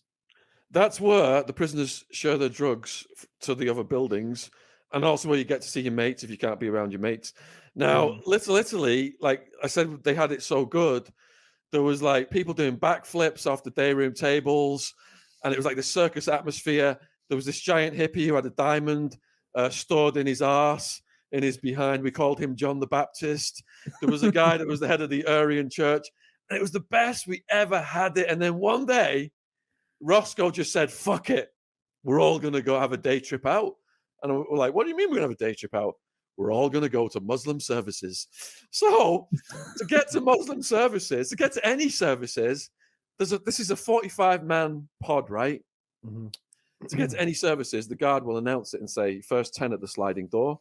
And fights can break out to get to the shit. But Roscoe always had a heads up on before the announcement came. Mm-hmm. And he'd tell us all to get down there. Church on the street, jumping bill. That was amazing because we'd all end up jumping up and down, pogo dancing in that one. So we go off to the Muslim services, and white guys like this en masse have never been seen in the Muslim services before. The guards like, what the fuck's going on? They think there's going to be a riot. So they escorted us to Muslim services and they're watching us. The imam is like, what the fuck is going on? Who are these guys? We're all sitting there, and Roscoe explains to them, we're curious, we want to learn, about your faith and all this stuff. He's very respectful. And we sat in Muslim services for the whole thing, and there was no problems whatsoever, and everybody got along fine. Roscoe had this way about him. He could fight, but he was a big smiler, and he just had this lovely way about him. Yeah. He could resolve charismatic guy. Charismatic, that was it. So we get back from Muslim services, there's no problem. Now, after Little Italy got broke up in that building and we got moved to another building and the Aryan Brotherhood took back over, they were all interrogating us, the Aryan Brotherhood guys. They're like, okay, Wood, like, what's your charges? Blah, blah, blah, drugs, blah, blah, blah, that's acceptable, blah, blah, blah. And then at the end of the interrogation, they'd say, we heard that some of the Woods in your building went over to Muslim services. Were you one of those Woods who went to Muslim services? No, no idea about that. Yeah, but when Roscoe finally got sentenced, oh my God. So when you get sentenced, they move you to another part of the jail for a couple of weeks, and then the Department of Corrections come and get you. So all the sentenced people got moved except for Roscoe. They kept him with us until the very end, until like his last couple of nights or some shit. So when the guards come to get him, he literally had a standing ovation fit for a war hero. I've never seen anything like it. Proper good fellas how these guys took over the jail. He would move anyone into your cell. He would, help you resolve your disputes. If he had to fight, he would fight. And the guards took him away, and we were all like deeply depressed and sad after they took him. Because they took Roscoe from you. An hour later, he came back. The guards brought him back We're all pounding on the day room table. Yes! It's funny how was that popular. We're like, how the fuck did you do this? Roscoe! He told the guards that he'd forgot something and he needed to come back. And the guards just he had his girlfriend come in as a lawyer in the legal visit room, giving him blowjobs because the guards can't come in because of the legal confidentiality. and then one of his guys, his girlfriend made friends with my girlfriend, and they told me, bring your girlfriend at the same time as our girlfriends. I'm like, cool. And then we got extra visit time together. So one of the happiest days of my life was when those guys asked me to start working out with them, because I knew they'd accepted me into that Little Italy clique. But if we could get Bruno on here, viewers, tell us in the comments that there's 2 Bruno interviews on my channel. But yeah, let us know if you think he would be good on PKA. I think he would blow. I bet he minds. would. He sounds like a funny guy with a lot of experience. But that is so funny what you said about the Italians going in, and then they immediately there's some guard named fucking Tonely Italiano who's helping him out with everything. I'm sure there was. What's your name? Dino Ciccarelli. Oh, okay. Well, you sound neutral. Go handle the Italians. But because that's what happens in Casino. And those movies where they're and then we went in prison, but we still got our razor blades to cut up our tomatoes to make the mother's sauce. So all the other shit they're talking. I thought that was totally an old timey thing. I couldn't imagine that in the early 2000s, some Italian guy shows up and just starts running it. There was a point where a sergeant tried to clamp down on Little Italy, and he moved Bruno, the enforcer, and Sonny Slope, the youngster, to a different building. And then the next day, guard Tartaglione, whatever his fucking name was, brings them back. And then the next day, the sergeant moved them again. And then the next day, they came back again, and this was going on for 2 weeks. And then you just know that guard, like Joe Stevens is what are you doing? And fucking, You're really bad at your job. I'm confused. Yeah, Giuseppe Italianissimo is just trying to get things going here, I don't know him. He's certainly not. I don't know him. He's certainly not a fucking cousin of mine. They had to send the sergeant to assertiveness classes because of the way he couldn't handle Little Italy. Literally, they sent him to assertiveness classes. And towards the end of Little Italy, they had a banner over the door saying by appointment only. And they had an Italian flag on the cell door. And that sergeant ran in after doing his assertiveness classes. He ran in, he grabbed the banner, threw it on the floor, and grabbed the flag and threw it on the floor. And they all came out and they were muscling up to him, and he fucking shit himself and ran out the pod. And they were yelling, "Get back to your assertive classes! They didn't fucking work, Sergeant Baptist." Get back to your assertiveness classes. I don't imagine it was quite that articulate. These Italian guys screaming at him. That's hilarious. I didn't know you could. They ran him out. I didn't know you could still do that in prison. If you get Bruno on, he'll give you all the details. Did anyone but the Italians ever pull something off like that with just never saw it? Never saw anything. I've never seen anything like that in my life, and I didn't think it was even possible. I thought it was just a thing that happened in the movies until I literally saw this guy do it. And the family he's from, Roscoe, must be a formidable family. Mm-hmm. And Bruno showed me the paperwork now. He's serving life in super maximum security prison in Florence, Arizona for 2 conspiracies to murder. So serious people. Yeah. Sounds very, very serious people. Conspiring to murder not once but twice. Maybe murder's not your path in life. if you just can't figure it out. Yeah, you should be a bank robber or something. Bank robbery is the coolest of crimes. I've said that many times. So I go to this doctor, and I had bleeding bed sores on my buttocks. So he told me to drop my black and white striped trousers and my pink boxer shorts and bend over. And he's looking at these bed sores. And he did give me antifungal ointment to take back to my cell. So I'm putting this antifungal ointment on my bed sores. This is months later now when I was in a cell, I think on my own. And a guy appeared at my window. You know, I'm half naked. This guy looks through the window and he disappears. And I got a love letter shoved under my door a few hours later, commenting on my hairy arse and proposing we have a gay prison marriage. And in fact, his exact words were, "I'm looking forward to shampooing your hairy arse on our honeymoon in San Francisco."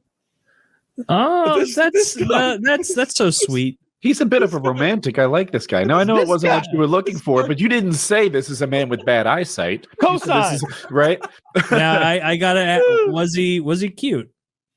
All right, this is now my introduction to Frankie. Frankie was a Mexican Mafia hitman. He showed me his paperwork, $50,000. It was his fee for murder for hire. He was in for conspiracy for murder.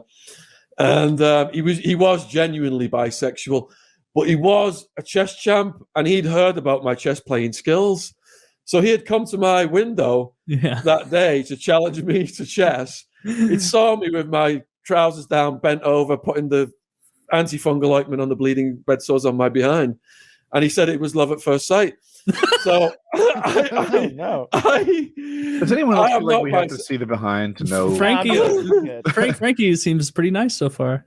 Oh, yeah. He did. He had my back, not my backside. He had my back for many situations. Just being good, yeah. And he was coming on to me throughout many months that he was housed in areas I was housed. True. And, a little piece of you flattered.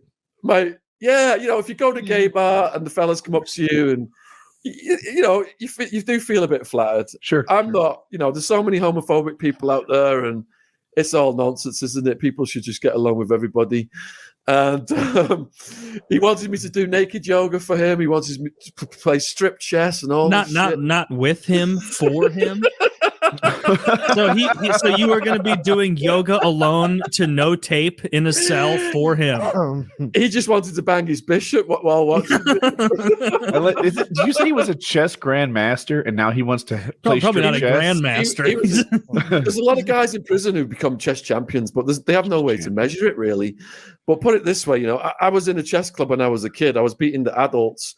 And my chess thing rekindled in jail, and I was the champion up until that point. And Frankie kicked my fucking ass, and my parents had to send chess books in so that I could keep up with him. And every now and then I did overtake him with the chess books, but then he'd formulate new strategies and he'd start winning again. I had to get more chess books sent in. That's fun. But I've got a funny story about him, right, from Supermax. Mm-hmm. So in Supermax, you very rarely get out your cell. So they pass things through fishing lines. Now, a fishing line is, a strip of sheet or cloth or cotton or whatever. You put a weight on it like toothpaste and you throw it under your door. And you even got people throwing them from the upper tier down to the bottom tier. You connect your end with their end, tie them together, and you can pass whatever you want from cell to cell. And I remember from the upper to the bottom, you mean you just slide it so hard under the door that it goes over the railing or the side? Yeah, it goes off over the run where people can walk across. It goes under the door, over where people walk across, off the railing and down to the bottom tier, to the floor. And I remember one time looking out my window, looking out at the area outside, and it was like Poltergeist. You could see like a bag of this was moving this way, and an envelope was moving this way, there's a peanut butter was going this way. Anyway, Frankie, the frisky fella he got someone to hold on to one end. He tied the other end around his dick, and the person in the other cell was giving it that. Yep. Man. All right. Wait. We made fun of the ingenuity of the Bobby earlier, Fischer now I'm on prison. board. Yeah, now this is ingenious. All right, so here's the tricking another prisoner into jacking you off is one of the funniest things I've ever heard. That's really, really good. What did you tell him? He was operating some sort of very complex tattoo gun? Yeah, faster. Coming out real good. Stop! It's too sensitive. I had a strange concrete. Oh, sorry. Go ahead. No, go ahead. I was just going to tell a concrete story. Go on. I had a job in New York for a while, sort of running a construction project in Hell's Kitchen, and an apartment building. And one day I was off at lunch, and when I came back, there were all these ambulances around, and they were doing the slab of this building. So it was big. It was like, swimming pool size, Olympic swimming pool size slab. And the construction guys, most of the laborers were Italian, old school guys who came over from Italy. And there were these two old guys who were specialists in concrete, and apparently they had been down there, and they were, like you described, on their knees on a piece of plywood, and then reaching out and smoothing, and then sort of, moving back away, toward the edge. And one of the guys had a heart attack and fell face first into the wet concrete. And so the ambulance had already gone when I got there, but I looked down, and there was this, like, you could see it in the concrete where he had fallen. It was like a snow angel, sort of. And then, like, where they dragged him out, it was intense. And so we're all standing there, and his buddy, who he had known since childhood, they came over together from Italy, and they'd worked together their whole lives, and they were in their 60s probably at that point. And so we're all standing there looking down into the pit, and like, holy shit, wow, what is this? What are we doing? And meanwhile, his buddy just sort of quietly walks down and goes out and gets on the concrete and smooths out the image of where his friend died. It was one of the most moving things I ever saw, man. It was incredible. How dark. It was pretty, dark, but dignified, He didn't need to do that. Well, he could have left it as a monument. Like, that would have been, and that's where Larry fell, for years to come. It could have just been in the laundry room downstairs. Yeah. Did he die? Yeah. The dude was dead, yeah. Yeah, there were 2 deaths on that site. The other was it was horrible. A hooker was killed by our night security guy. That was weird. He was this really friendly dude, and he I had was one job. Yeah, all he had to do was hang out there. All he had to do was not kill the hookers, Yeah, exactly.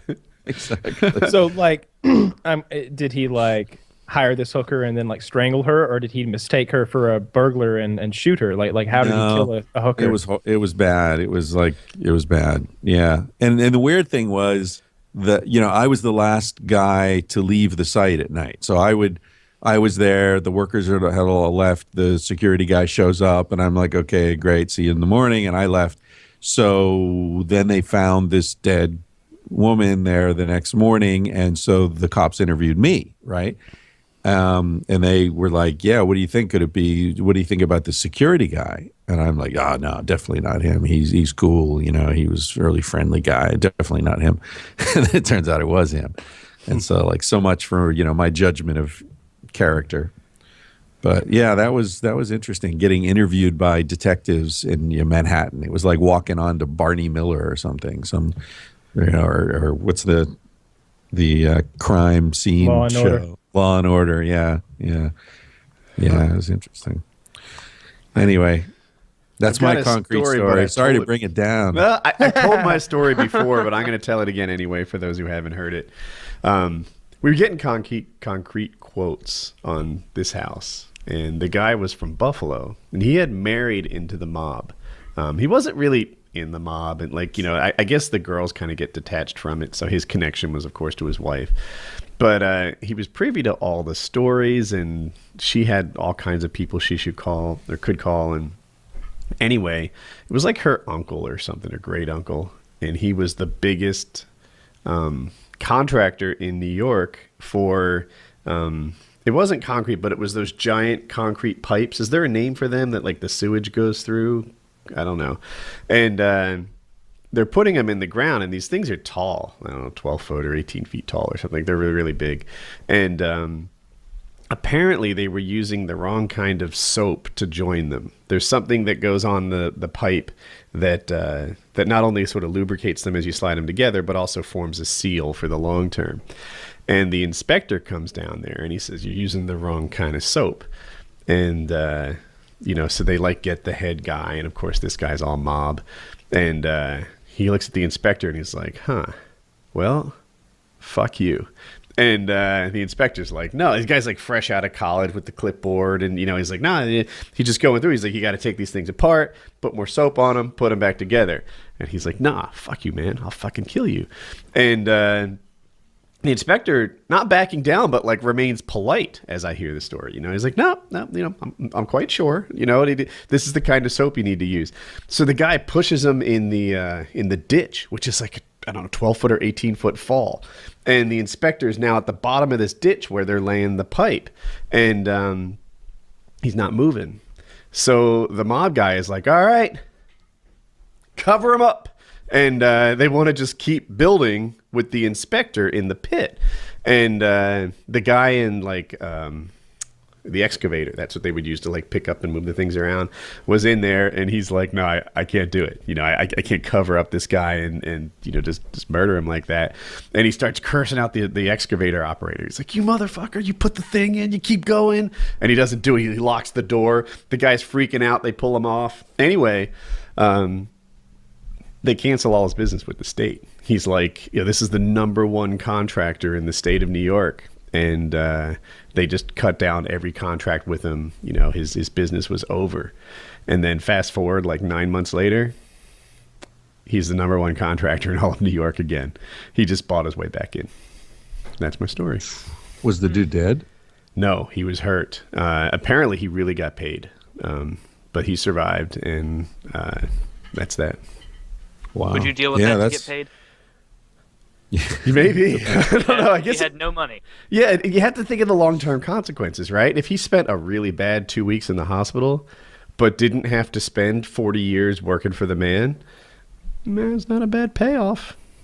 That's a great... I'd spend like 6 grueling months with no TV in the hospital to get out of 40 years. What's it called?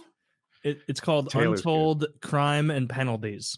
This is the story of an actual mob boss. Oh, I know this. Yeah. Okay, he bought his 17-year-old son a minor league hockey team, and you might think, oh, so the kid owns a hockey team, but what does that even mean? No, he's like the general manager and the president. So he picks the players, he runs the fucking show.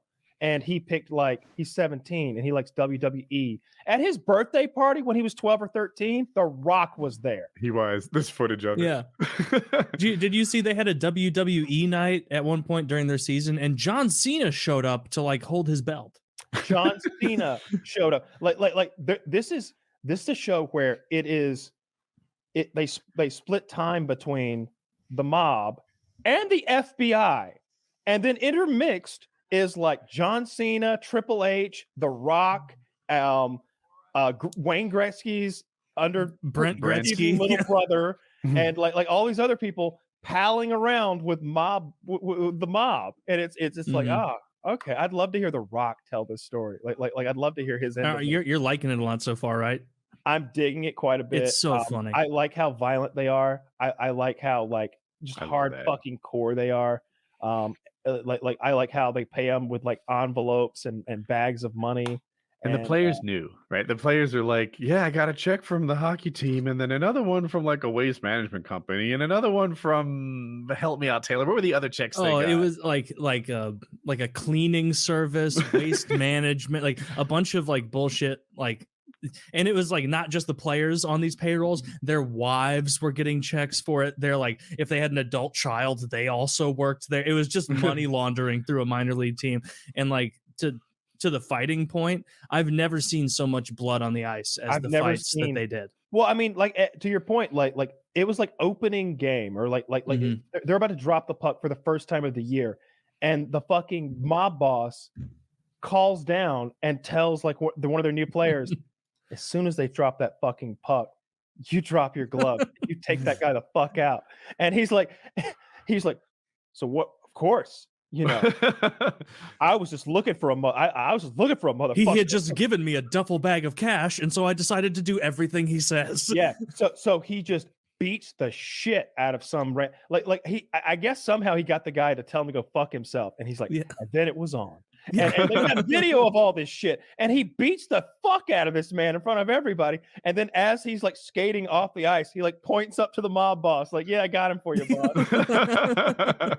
It's hilarious. And even the GM / president, the son of the guy, so much of the documentary is just because he was walking around with a camcorder the entire time.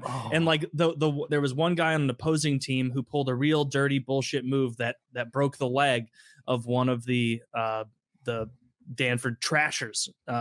And this other player came back in town, and like in what is like very uncouth, the guy's sitting at his bench, like dreading playing this game because this guy's not an enforcer. He doesn't even want to be there. He's playing minor league for a real team. And the president, the GM is taking a camera right to that crack between the glass. And he's going, "You got a real pretty face. It's going to be a shame. It's going to be a shame. Come on, give me a smile. Give me a smile with that pretty face. Come on." And that guy's sitting there horrified, knowing that the second he steps on the ice, the Nigerian Nightmare is going to beat him to death. The Nigerian Nightmare. That guy's awesome. so funny. Like the 17-year-old mob boss's son is like, "Yeah, so I got all these tapes from talent, and I saw this one, and it said the Nigerian Nightmare, and that caught my attention. So I was like, I'm going to watch this one first." And then it cuts to this guy. "I was the first Nigerian to ever play in the NHL. My parents didn't want to let me play. My mom tried to get me into figure skating. This was my calling." And then there's this one moment where like he's talking about like after they cheap shot the guy, and he's like, "So then I went in and I did what I did." And it's great. Like, I've never seen anybody beat up multiple opponents in a hockey. Oh yeah, he like very I didn't know that was an option. to beat someone up and then skate to the next closest guy and beat them up. But like the Nigerian Nightmare as a human, clearly he clearly matured a lot throughout like the time since then, and so he's like almost like looking somber, like. Yeah. And then I just, you can watch the footage. I did what I did. I did what I did. You know what? My actions speak for themselves. I'd rather not address it. You could just roll the tape. I know you're going to. The fact that they were the one who grabbed the coach by the fucking tie. You talked about the camcorder thing, and that's great because the pretty face guy, he's coming back, and everyone knows he's going to have to face the music for hurting this player. I'll call it a few months earlier, and everybody knows, including the broadcasting crew. So as soon as the fight begins, it cuts off, it says technical difficulties, and it plays some elevator music. And they're like, "Yeah, the broadcast crew cut it. So the only people that know what happened are the people that were there. And the people that saw my personal camcorder footage of the fight." And I'm like, "Oh, you gotta. Oh, you gotta. And then bang comes on. Just wrecking the guy. And I'm like, "You got the footage and you're showing it to me." It's so like, I don't know if you guys have ever been to a minor league hockey game. I went to a few ECHL games, which is a minor league below this one. I went to AHL. Yeah, when I lived in Boise. Yeah, what's up? I just want to say, like, this is a big deal. This hockey team, like it's NHL, and then this is like 4 steps below. I thought that's what it was when you initially described it. I thought this was like beer league type. Yeah, thing. some bullshit team. This is like minor league hockey. It is an embarrassment to the game, to the commissioner of the league or whatever point.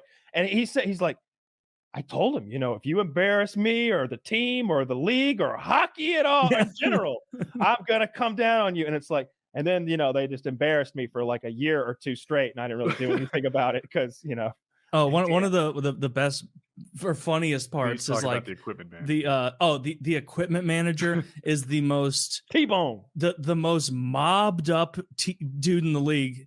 T-Bone's his name, and he genuinely would go into other teams' locker rooms. Let me jump on you. Yeah. They go to the commissioner, and they're like, "The equipment manager. Never in the history of the league, or any league, or the history of hockey, have we had to suspend an equipment manager before." They fined and suspended the equipment manager because, Taylor? Because he would go into opposing teams' locker rooms prior to the game starting, and he would steal the goalie equipment. And so then the goalie would be like, I don't know where my stuff is. It was here. And they'd be like, "Well, we have a loaner set of horrible pads that you can wear." And he did that multiple times. He's being interviewed about it. They're like, "Do you know anything about, goalies having their equipment stolen?" He's like taking a puff on a cigar, like, "That'd be really unprofessional, wouldn't it?" That'd be wildly inappropriate. So the other team has, I don't know, 30 players on it. How many people are on a hockey team? 25 players? Yeah, 24. So yeah. And they gave them 6 paper thin towels for 24 players to share. and then this is the most spiteful part. And he's like, part. that sounds bad. We don't have endless towels. That doesn't sound up to code, right? That's got to be wrong. Somebody miscounted. Like those first two things, it's like, oh, that might make it difficult to win a hockey game. Yeah. The last thing he did was just spite. He would turn off the hot water. This is the shower they're taking before they go home. The game is done. This is spite. It's like letting the air out of their tires in the parking lot. It has no effect on the goddamn game. It's very uncouth to put threatening messages in visiting teams' walls and stuff. I think at one point, like he or someone else wrote like "Welcome to Hell" as on like the banner of the opposing team's locker room. And what I liked is that they weren't just a bunch of bruisers. Like the kid, as a GM, did a tremendous job. The team was winning. They were winning more games than they were losing. It is important to note the salary cap affected every team but this guy. Yes. He had unlimited money to put together his all-star team. There was an NHL lockout. So they're like, we need a goal scorer. And I remembered, I really like this guy who scored the game-winning goal for the NHL Stanley Cup Finals. Yeah. So we got him, and they just paid him with duffel bags of money. Yeah, they did. It was a guy like it showed, and he's there. I love it. That's what I love in documentaries and shit like this, because it's one thing to say, and then Donald Trump walked in. If they cut then, and Donald Trump is there on tape, you're like, oh shit, let's hear his. So then I walked in. Yeah, they do that with this. They're like, so, and they show this guy's fucking hockey card. You know, it's like what's this. the name of it again? And then they show like ABC footage of the NHL finals and this guy winning the cup. And then they just cut to him sitting in a chair as part of this whole documentary. And he's like, I mean, they offered me so much goddamn money. and then they show like the guy's name is Mike Rupp. He scored, I think, like the 2003 Stanley Cup winning goal for the Devils. And the guy was like, I liked Mike Rupp. I remember being a Devils fan. And so I thought, let's sign Mike Rupp. And a guy who's career NHLer. And they signed this guy, and he's a center. In his NHL career, he only had 99 points in 610 games. That's a fourth line guy, not that impressive, a grinder probably. Then it shows highlights of a true blue NHLer in this league, and he's dangling. Like he looks like a fucking all-star, and it's so unfair to like the fucking Manchester Monarchs or whatever the fuck other team where they're like, we couldn't afford to give Mike Rupp duffel bags of cash, and he's scoring 3 on us in a game. If I were a viewer, I'd want the name of the show in the scroll. What was it again? It is Untold Crime and Penalties. The name of the series is Untold. If you go on Netflix and you literally just search hockey, it's the first result. It's a really entertaining. It's like an hour and a half. I'm not done with it. Yeah, I'm not done with it. I'm I think like one of the last things that I saw was the part where they have broken the man's leg and found out where the player lives and where his family works and shit. And they have asked the man whose leg is broken, like, hey, how do you want us to handle this? Like they're asking if they want them to like go after this player in the real world and get him and hurt him somehow. It's crazy. Ooh, I love that. Yeah, we didn't tell this. They're like, hey, we got his home address. You need anything done? You tell us how you want to handle this. And it's just like, whoa, wait. I understand this code. Yeah. He's offering to murder another player. Yeah. And then it goes to the guy, and he says to the camera, and like whatever the bad guy's name is who had injured him, he's like, "You better be glad I kept it on the ice, you bitch." It's just like, yeah, you better, because like Tony Soprano was sending some boys to your house to fucking knock you off. That's the other thing. This guy's this is literally Tony Soprano. Oh yeah. And then I've told Kyle this, but for the audience, the ending, which I won't spoil, I'll only say they do a real nice job of sort of putting a button on it. There's a period at the end of the sentence. You find out how this happens. I'll even do this. They do a like a current sort of get the gang together and talk sort of party. Yeah, I recommend it. I think we all do. Real good show. You don't need to like hockey at all to enjoy it, because I don't. But I really like this. I like The Mob, and I like ridiculous fucking stories. Like this was a bit of a national news story as far as sports stories go, because someone gave a 17-year-old a fucking minor league sports team. It was insane. I want credit. If you guys like this, viewers, this one was Woody's find. It was. I would never have found this if not for you, and I absolutely loved it. It was one of the best long things I've seen. No, just like Woody had history rewritten on Taylor earlier. This is a Kyle find. No, let's give this one to Harlow. Okay, but I get credit. I get credit if you Canadian. like Succession, Woody. You get credit for Succession. For Succession, I wrote it down. I'm interested. I'm pretty sure Zach told us about it's on Plex. Zach didn't tell you shit. That's a Zach show. That is Zach show. The GM president, that's like Zach 17-year-old different. kid. Like he seems like a bit of a shithead through a lot of it because he's 17. The Spittin' Chicklets, my favorite podcast, it's a hockey show with a couple of ex-NHLers and another guy.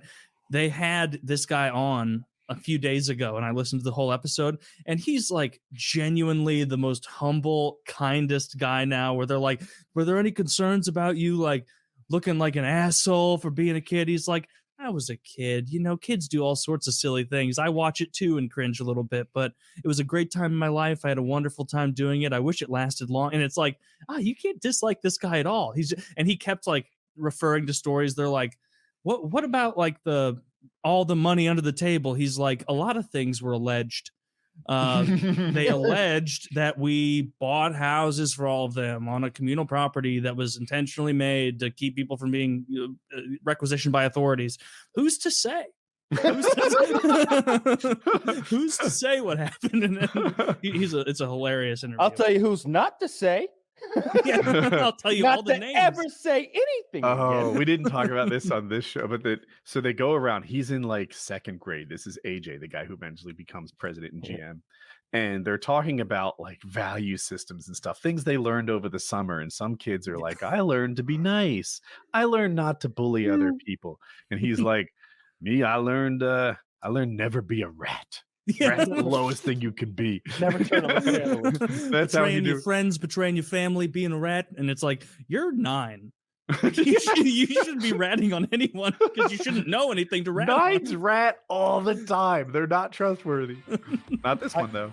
Yeah. Nope, he had it. And, I have a topic. I don't know if it works well with Ice, but have you followed the Conor McGregor drama? What's the drama? Oh my god! So I have a video. We can watch the first like 2.5 minutes of it, and they lay it out there really well. Is this Brendan Schwab on Rogan's show talking about? That's exactly it. Yeah. Oh, I'm glad you got this. I was going to suggest this, but I forgot. Yeah, this is good stuff right here. I hope this is all true. I hope this is all true. This is a movie. This is a movie. So queue up at 0 and let me know when you're there. I'm there. Yeah. Is there any background you got to give for this? Or no, they do it well. Netflix has a movie coming out with Martin Scorsese's making called The Irishmen.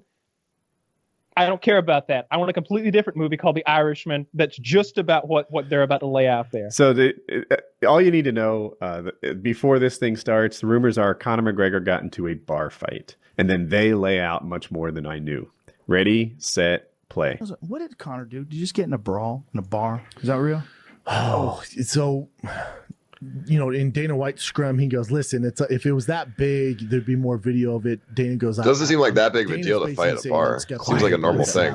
You're a professional People fighter. that I know in Dublin and that are blowing me up are saying, dude, it's real. Conor's in a bit of trouble because he has a friend from one area of Ireland that's in this mafia and that got beat up by these guys. Conor finds out the guys who beat up his friend are in this bar. So Conor comes in there, beats the hell out of that guy.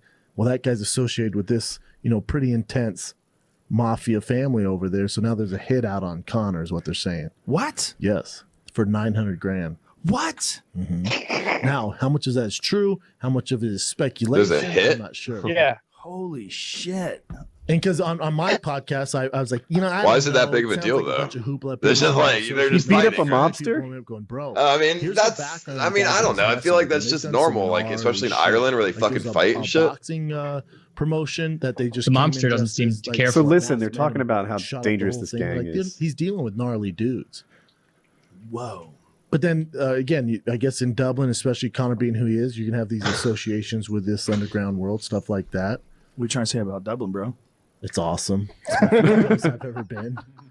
Okay, never mind. Terrible. That's yeah, a he might terrible actually scene. die then. Yeah. I don't know what to believe. I don't know the ins and outs of it. I don't, and Dana again said this in a scrum. It's always fascinating when Dana does those scrums because it's all hearsay, stuff like that. But then they go, what's next for Conor? You got to fight for him. He goes, listen, man, guy's $100 million in the bank. Fighting sucks. That's about it. I don't know if he's ever going to get punched. All right, we'll in the pause face. it here. So while we were talking, he said that these guys like murdered people in the crowds. Like they'd hold a boxing promotion and kill a guy like in front of everyone. That they're just bad dudes, not afraid of anything. And I don't know. My impression of mafia guys, regardless of whether it's Irish or Italian or Russian, is not that they're like incredible fighters. It's just that they're willing to be silly violent. They go straight to shooting. They go straight to baseball bats. And when normal people are still doing the chest pushing stage of a build up. I don't know. I'm assuming he didn't know it was a mobster and he got into a fight with him, huh? I don't know what he knew.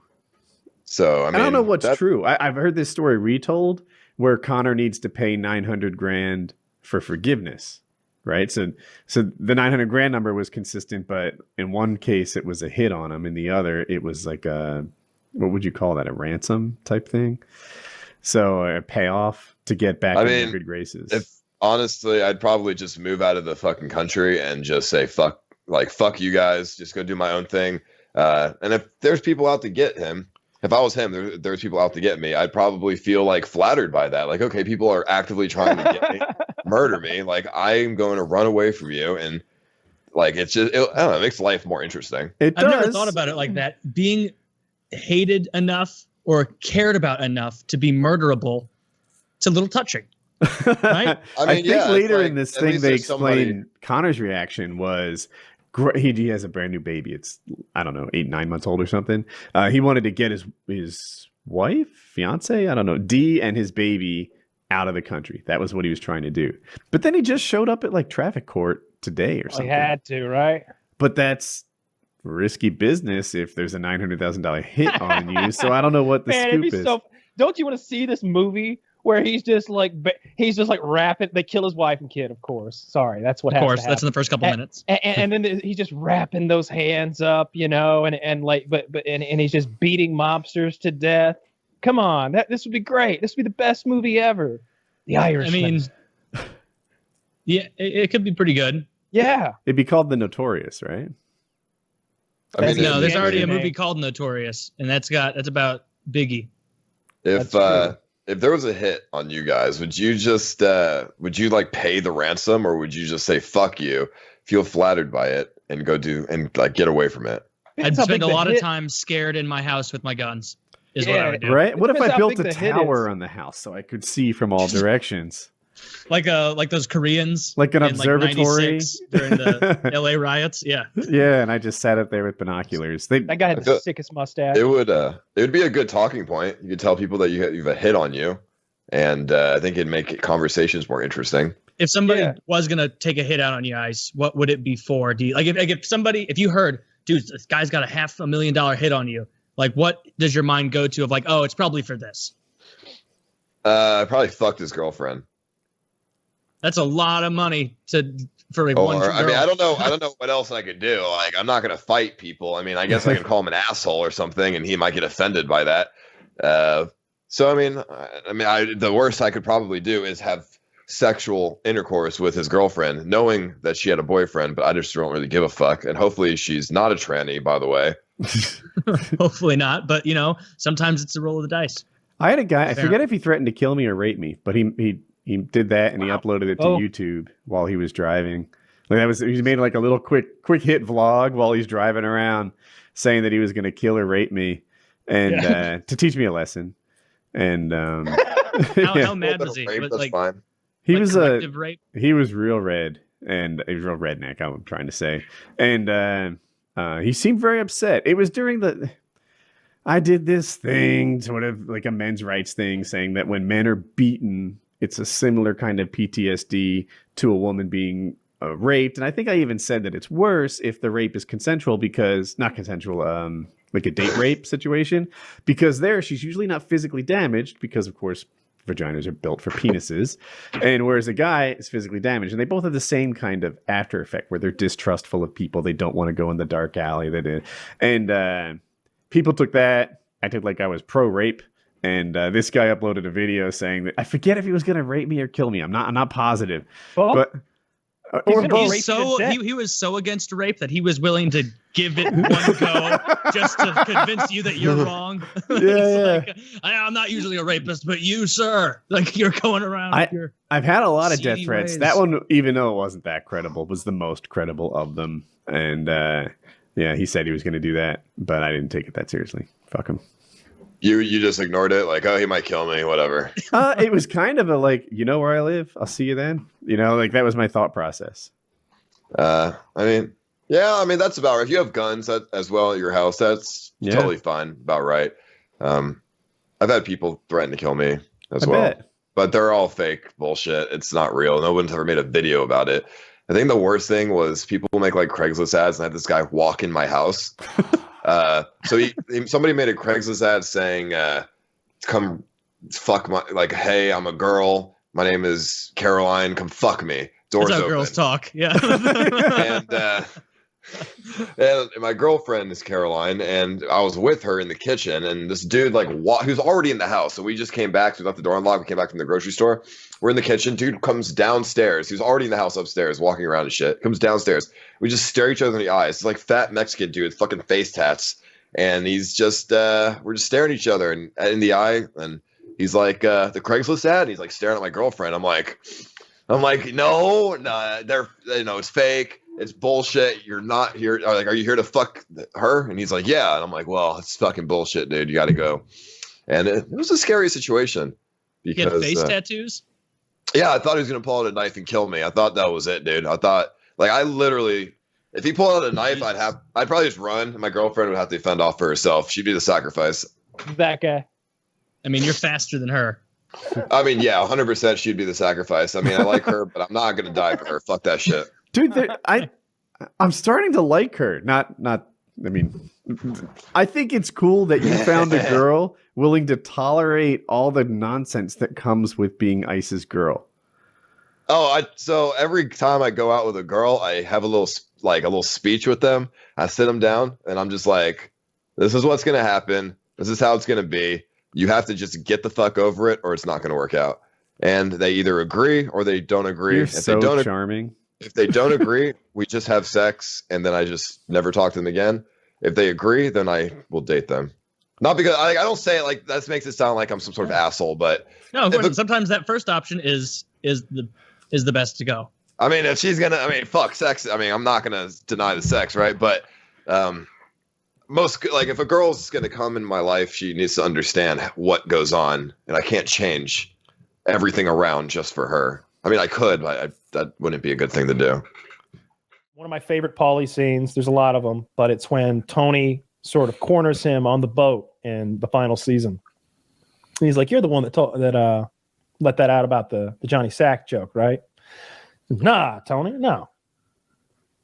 Nah, come on. It's not even a big deal anymore. You could tell me. You're the one that did it, right? No, Tone. Frankly, I'm offended that you'd even say something like that. Come on. I know it was you, Pauly. Just admit it. Come on. And meanwhile, Tony is going to kill him if he admits it. That's the beauty of that scene. Because even when he frankly, Tone, I'm offended you'd even say something like that and ends the conversation. Tone is looking at every weapon, every deadly weapon that's around him on that boat. There's there's this big knife they're cutting bait up with. There's this bat over here. They're killing fish with. And he's thinking about killing Pauly right then and there because Pauly's got a big fucking mouth. He's seeing it right now. He just saw it yesterday, him blabber mouthing to some random girl. And he's almost sure that Pauly was the one who told about that joke. And that created such a clusterfuck. And he did, of course. He was, of course, the one who did it. He did, yeah. One problem that's common across mob movies is the tough guys wouldn't be tough guys. There are people who are literally 215 pounds overweight who are tough guys. There are people like Tony who can't beat Pauly. There are Joe Pesci, one of the toughest guys in mob movies.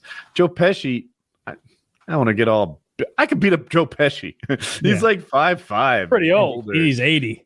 Fuck that guy up. You know what? I'm gonna be modest. I'd fuck up Joe Pesci. How many Joe Pescis could you take in a fight? Yeah. So, but like they take a Joe Pesci or this guy, and they just stack rank them wrong. Why can't tough guys be tough? Why can't? All right, I got a tough guy here who was actually in the mob. This guy's name is Primo Casarino.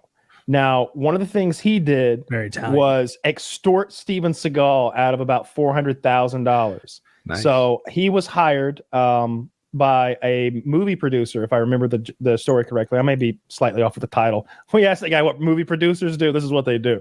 This movie producer had a deal with Steven Seagal to make, one of those multi-picture deals. Steven's guru says, you really shouldn't be making these violent movies. Goes against your whole mantra, your whole code. And he's like, yes, no more killing in my films. And this guy's like, dude, you break people apart in every movie. That's your thing. You kill 30 people a movie. We make 25 million a movie. That's what we do here. So now I'm not going to kill anymore. So this guy he calls up his mob buddy, this gentleman whatever his name is, and says, put the screws to Steven Seagal. He doesn't want to play ball. Well, he not only puts the screw, his Primo. name is, I got him Primo Casarino. Awesome. Are you man. looking at him on your computer? I pulled up his Wikipedia. Okay. He doesn't have a photo on his Wikipedia. I mean, if you Google image search him, yeah. But anyway, they kidnapped Steven Seagal and threaten him and eventually, not only does they make Steven Seagal do the movies, but he has to give the mobsters $400,000 for their trouble, and he gave it to them. And they caught this guy talking about it to his buddies afterwards on a wiretap, and they were laughing at what a pussy Steven Seagal was. And Primo says, "I only wish I had a gun so I could have put in his face like they do in the movies." So this is like a real tough guy. He is tough looking too. Yeah, he's filling out that Nautica jacket. Sure is. Yeah, that's a scary looking dude. Although I must say, the guy behind him and to the left, also a very large looking man. He's further back, but he looks bigger. Think about that. Yeah. And he also looks Italian. Maybe he's some other mobster. Does he have cuffs on? I can't tell. Don't think so. Oh, I don't know. You can't tell. Well, his hands are close together. Yeah. Who knows? In any case. So this guy extorted Steven Seagal. Yeah. I think with this mobster thing is like, they're not threatening to have a fist fight with you. They're threatening to kill you. And they may not even mean right now. They're threatening to come back tonight. Maybe they start a little fire. I mean, when you come out to the fight, remember, that's what they did in The Sopranos. If you think about what they actually did when they want somebody to do their thing, when Robert Patrick's character, Davey, owes Tony the gambling debt, they start a fire in his dumpsters outside at night. He runs outside in his underwear to put out his dumpster fire, and now two goons have him cornered in an alley, and they're like, "You gonna pay the money? You gonna pay the money?" There's not fisticuffs time. There's no winning that fight. If you started beating them both up, they'd pull out a gun or a knife or a club. They're going to escalate to murder. That's where they're headed. They stop it. They don't stop it anywhere. And you, on the other hand, are like, man, I really just want y'all to leave me alone. I can't just beat you up and then you'll tell the other guys how tough I am. No, we tell them you need to die now. It's like, no, we're an organized crime and we'll send more guys. And we don't think you're going to have your head on a swivel 24/7. You know what it's like? Here's the perfect example, if this makes sense. I like drawing these comparisons between things sometimes. It's like thinking the cops aren't scary because the cop looks like a pussy. Look at that cop. That's a good one. I could whoop his fucking ass. Why are people so afraid of the cops? I could beat the shit out of that cop. Yeah, let's see how that one goes over. You're right. I've seen that a lot. That's a good comparison. Sometimes what happens is cops think that they are badass because they beat up people who aren't fighting back. And those people who aren't fighting back, they know that there's more cops coming. That if you just beat this one cop, that's not the end of the story.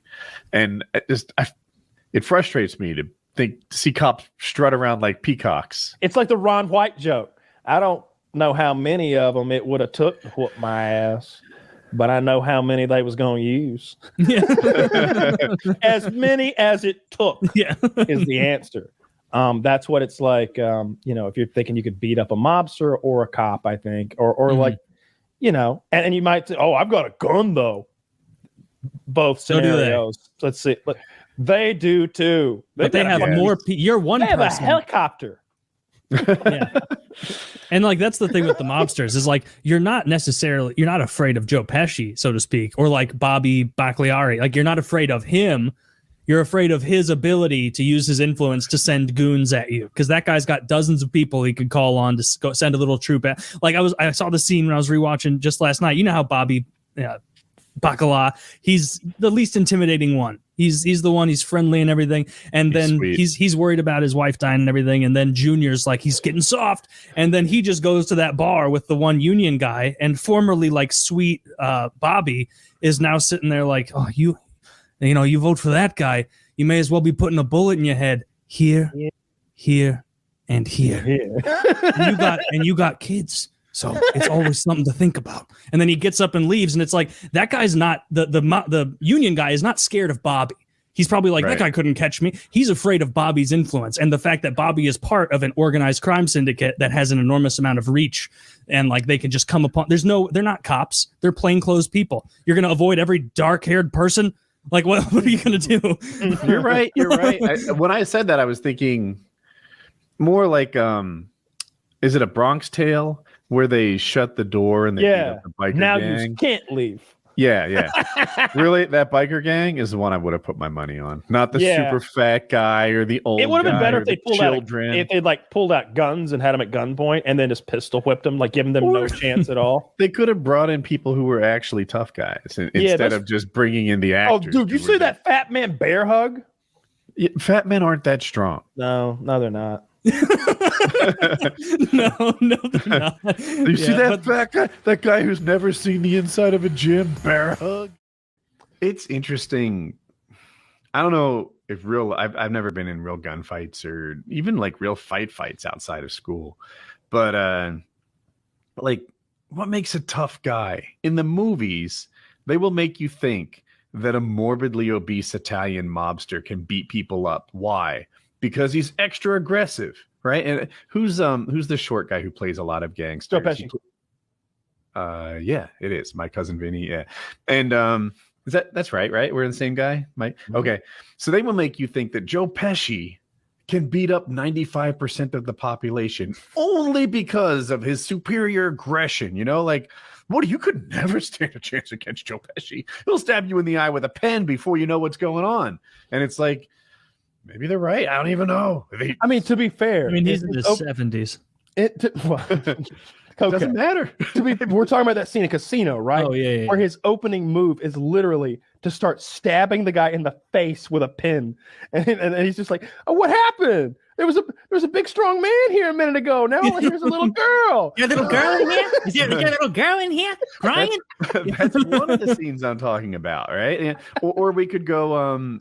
I think it's a Bronx Tale. It's not Joe Pesci, but there's a morbidly obese Italian guy, and they shut the door, and he's literally belly bopping people as one of his offensive moves. That was a big guy.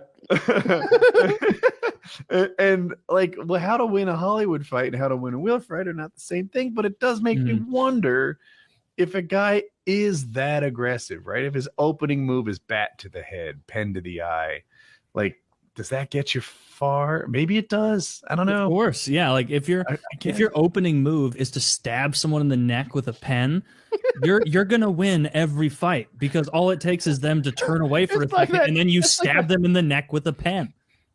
Out of all the players we faced, the one we feared the most was the gun. The gun. He had a hell of an arm, but he also had a gun.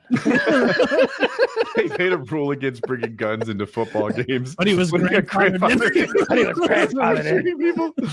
And he stay the hell away from me, or I'll gun you down. It's like all the defensemen are just like doing this around him like putties from Power Rangers. Who that was the funniest SNL thing I've ever seen. I'd never seen that until you showed me, and it's like, well, and then there's like the old men getting interviewed, like, he was an incredible player. You can't take it away from him, but we'll put him over the edge. It was the gun. If nobody else would go to tackle other players and they didn't have a gun, and so it was much easier. This guy, you can try to take him from behind.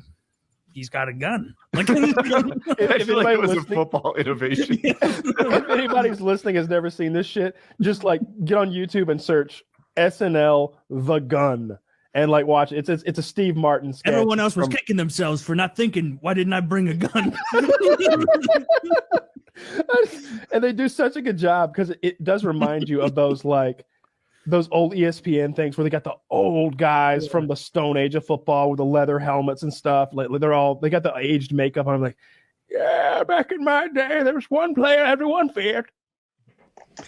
Some contractor's coming to my house. I'm going to change his name to protect him. And he's telling me about his story. So he's from New York, and his uncle does like plumbing and sewage contracting, but not the kind you might get under your house, like these big pipes, like gigantic concrete pipes that you could stand upright inside of. And his uncle is the #1 like sewage contractor in the entire state. And they're Italian, if you follow where I'm coming from, right? This is a mafia thing. Oh. And he gets any job he wants. All he has to do is pick up the phone, tell them to accept his bid, and then he wins that bid. That's how this works. That's why he's the #1 guy. And his uncle's old, balding, like hunchback sort of Italian guy. And the inspector comes on site. The inspector's like this college graduate. He's maybe 23, 24 years old. He's kind of new. He's competent, but he doesn't like know the scene. So apparently when you connect these gigantic concrete pipes, there's like a male and a female part where they go in together, and you put a soap around the edge. And the soap serves as like a lube so that they connect, and maybe as a seal or something afterwards. They're using the wrong soap. So the inspector says, man, you got to take these things apart, put the proper soap on them, you'll be good to go. And the uncle is like, fuck you. And the inspector's like, oh no, I hear you. Appreciate the offer and everything. That's very kind of you to throw that my way. As a matter of fact, did that already. It's good, but we're talking soap now. And you got to take them apart and do whatever. The uncle is like, I'll fucking kill you. And the inspector again, he's getting a little nervous, but he doesn't know what to do, and he's like, you got to do this. It's not my rule or anything, man. And the uncle is like, I'll fucking kill you. Get the fuck off the job site. Get the fuck out. And the inspector is like, yeah, I don't know. So the uncle, this little Italian guy, he pushes him in the hole. It's like an 18-foot drop. They don't know if he's alive anymore. The fucker's in the bottom of the hole, and he starts moaning. Now they're happy he's alive. But he's at the bottom of the hole, and he's like, they're not sure he's going to make it. And the uncle goes, all right, cover him up, right? My God. It's like cement pipe on top of him. The guy's in that, it's an excavator. Holy shit, this is Lethal Weapon. Is at your house? No, this is in Buffalo. It's from a while back. This happened in Lethal Weapon. So they have the big excavator thing, and the uncle's like screaming at him or whatever, and the guy in the excavator is like, I'm not fucking doing it. I'm not doing it. And the uncle's like, fucking do it. I'll kill you too. And the guy in the excavator, he locks the door. So now the uncle is like clawing at the door, trying to get in. And the guy's like, just, I don't want any part of this. Forget it. And then they calm him down. They settle him down. And so they do that to a guy. What's that? Lethal Weapon 3, they put the guy in the cement on the job site and just filled him up with the pipe on top. Yeah. So anyway, the guy gets paid, and this company, this like giant sewage company in New York, they shut them down. They're out of business. They can't do business in like New York, Massachusetts, Connecticut, Pennsylvania, New Jersey. Right, all those states. Now he's shut down. He can't work for what them a anymore. Story. There's more. So the guy who got hurt get paid. 2 months later, he's back to being the biggest concrete sewage person in the state again. Someone else got paid, and they're good to go. That's how that went down. There's another story. I thought that was in your backyard during all of your renovation for the first 4 minutes of the story. No. I'm like, how did you not been on news? He's like, and then I walked outside and said, no. Turn I it kicked on. Francisco into the hole and he screamed as he fell. And I stood between the pipe and the bulldozer and said, please, no, not this cement. And I let it happen because Fucked fuck up on my me. door. Fucked up my door Hello. jams. If Jamal was in that hole, I'd have been so cool with it. You know, let it ride. Oh. Oh, Fuck there is Jamal. no sympathy for Yeah, Jamal. no, Jamal Jamal. can be a statue. Jamal's fine with it. So there's another story. This guy, this time it's not his uncle, but it's him. He lives in New York, like I said, and he owns I don't even want to say what kind of company he is, but because I'm afraid people are gonna like dox him and figure this out. And the story starts like 15, 20 years ago. I don't know the time frame exactly. But he's up there and he's in New York and he's got a successful subcontracting business. But it's not like lighting on fire or anything. And at the time, this area, Research Triangle Park, is like fastest growing. It's winning like best place to live in every like money magazine or whatever. And people are flocking here. So much like I did at that time. Anyway, he flies down here without like any setup or anything. He flies down here. He doesn't have a car. And he calls the local like building supply space and says, "Hey, I'm this kind of contractor. What do you, where should I need a job? Who's hiring? Not I need a job, but like I want to bid some projects." And they say, "Go here." So they send him to this big subdivision, and the guy's like, "I'm a contractor. I want to do this for you." He bids it out, $250,000, and right on the spot, they're like, "Yep, I'll take it." And now he has a $250,000 job, no employees, nothing. So he calls up his staff from New York and says, "Guys, fly on down here. We're going to do a thing." Now, he and his wife, he had two kids, I think. They might have both been daughters. We're not sure. He had two kids. And he and his wife had talked about it, but she didn't know that it was like really going to happen. And she certainly didn't know it was going to happen this fast, that he was going to land a $250,000 job. Like he literally took a taxi to the job site and a calculator and just started, getting to work. So he calls his wife and he's like, "It's great down here. I got more business in 5 minutes than I've had, all year up in New York. We're moving."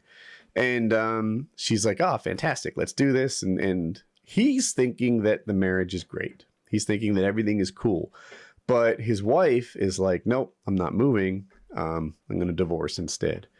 So what happens is a few weeks later, she calls him and she's like, "It's over.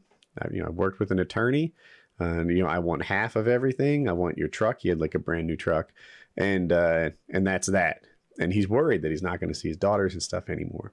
So that's where it stands. Now they're arguing. Now he's running the business and it's going okay in North Carolina, but his personal life is a wreck. They're arguing all the time.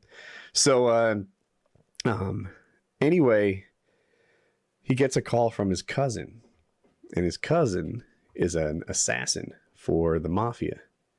And he says, "Dude, you got to watch your back." And he's like, "What? Watch my back?" He's like, "Yeah, someone just tried to hire me to kill you." He's like, "I'm not gonna, but they just hired me. There's a hit on you right now." And he's like, "What the fuck?" Yeah, then what did Mark Wahlberg do? So I'll tell you, he hops in the truck that she's demanded that he returns, and he drives back to New York. Just fucking no radio on, stone-faced, like 9-hour drive or 11-hour drive back up to New York, just focused the whole time. And he drives all the way up. When he's like 10, 15 minutes from home, he calls and he says, "Honey," or whatever he calls her, "get out of the living room. Put the kids, you in the kitchen. I'm coming home." And she's like, "What?" He says, "Get the fuck out of the living room. I'm on my way home." So he goes home. He sees the house. He makes it right. Drives into the fucking house. But he hit like the front steps and lost most of his speed. So he hit the house, but he's not like in it or something. He just damaged it. Merker's girlfriend spotting, drink. Yeah. I was going to let you finish your story. So he throws the thing in reverse, hits the gas again. Now he's smashed into the house. As he opens the driver's side door, now he's in the house. And he's not beating anyone up or anything crazy like that, but he's returned the truck. He pulled a house. So he's walking down the street, and this is a big, strong guy. And he's just sort of like, I guess, getting his head together. And the police get up to him and name change. They're like, are you Joey Soprano? And he's like, yeah, that's me. And they're like, put your hands behind your back. Okay. And then he puts his hands behind his back, and then they book him in and whatever. And that is his return the truck story. And then what happened as the story wraps up, his like, I don't know, he got off or something like that.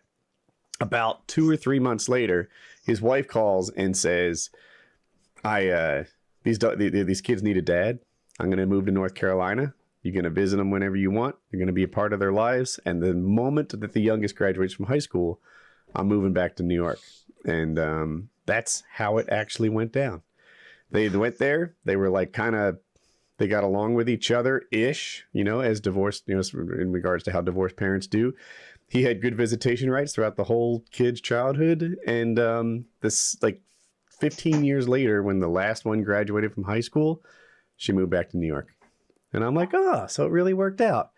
And he goes, well, she did try to kill me, and I haven't forgotten that. That's my story. That's pretty intense. Yeah, same guy. I told you guys New Jersey's a shithole. You won't listen to me. Real fucking. How many times do I have to say it? It smells and there's organized crime. Drink again. That's Merker's girlfriend. Where do you think this country would be if we'd stuck with prohibition? What do you think would have happened?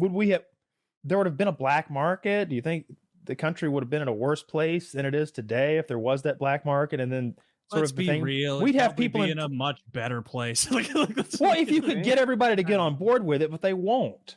They won't. That's the problem. They want their vices. Did they give it a good try? It was like 5 years, right? No, almost the whole 20s, right? And then they brought it back in 1931. If it was illegal for 10 years, I feel like we know our answer. Like, culture wasn't about to change in less than 50. It spawned Al Capone. It spawned the professional gangster in this country in a lot of ways. Glass half full. Hey, glass half full. You're right. The Kennedys made their money. That's actually true. It really did teach them bootleggers, big criminals. Like it taught like the main guys in the 20s, like, oh sweet, like now you've had this little test run with alcohol, and alcohol's legal again. Now you know how to do it with like crack and heroin. Good luck, boys.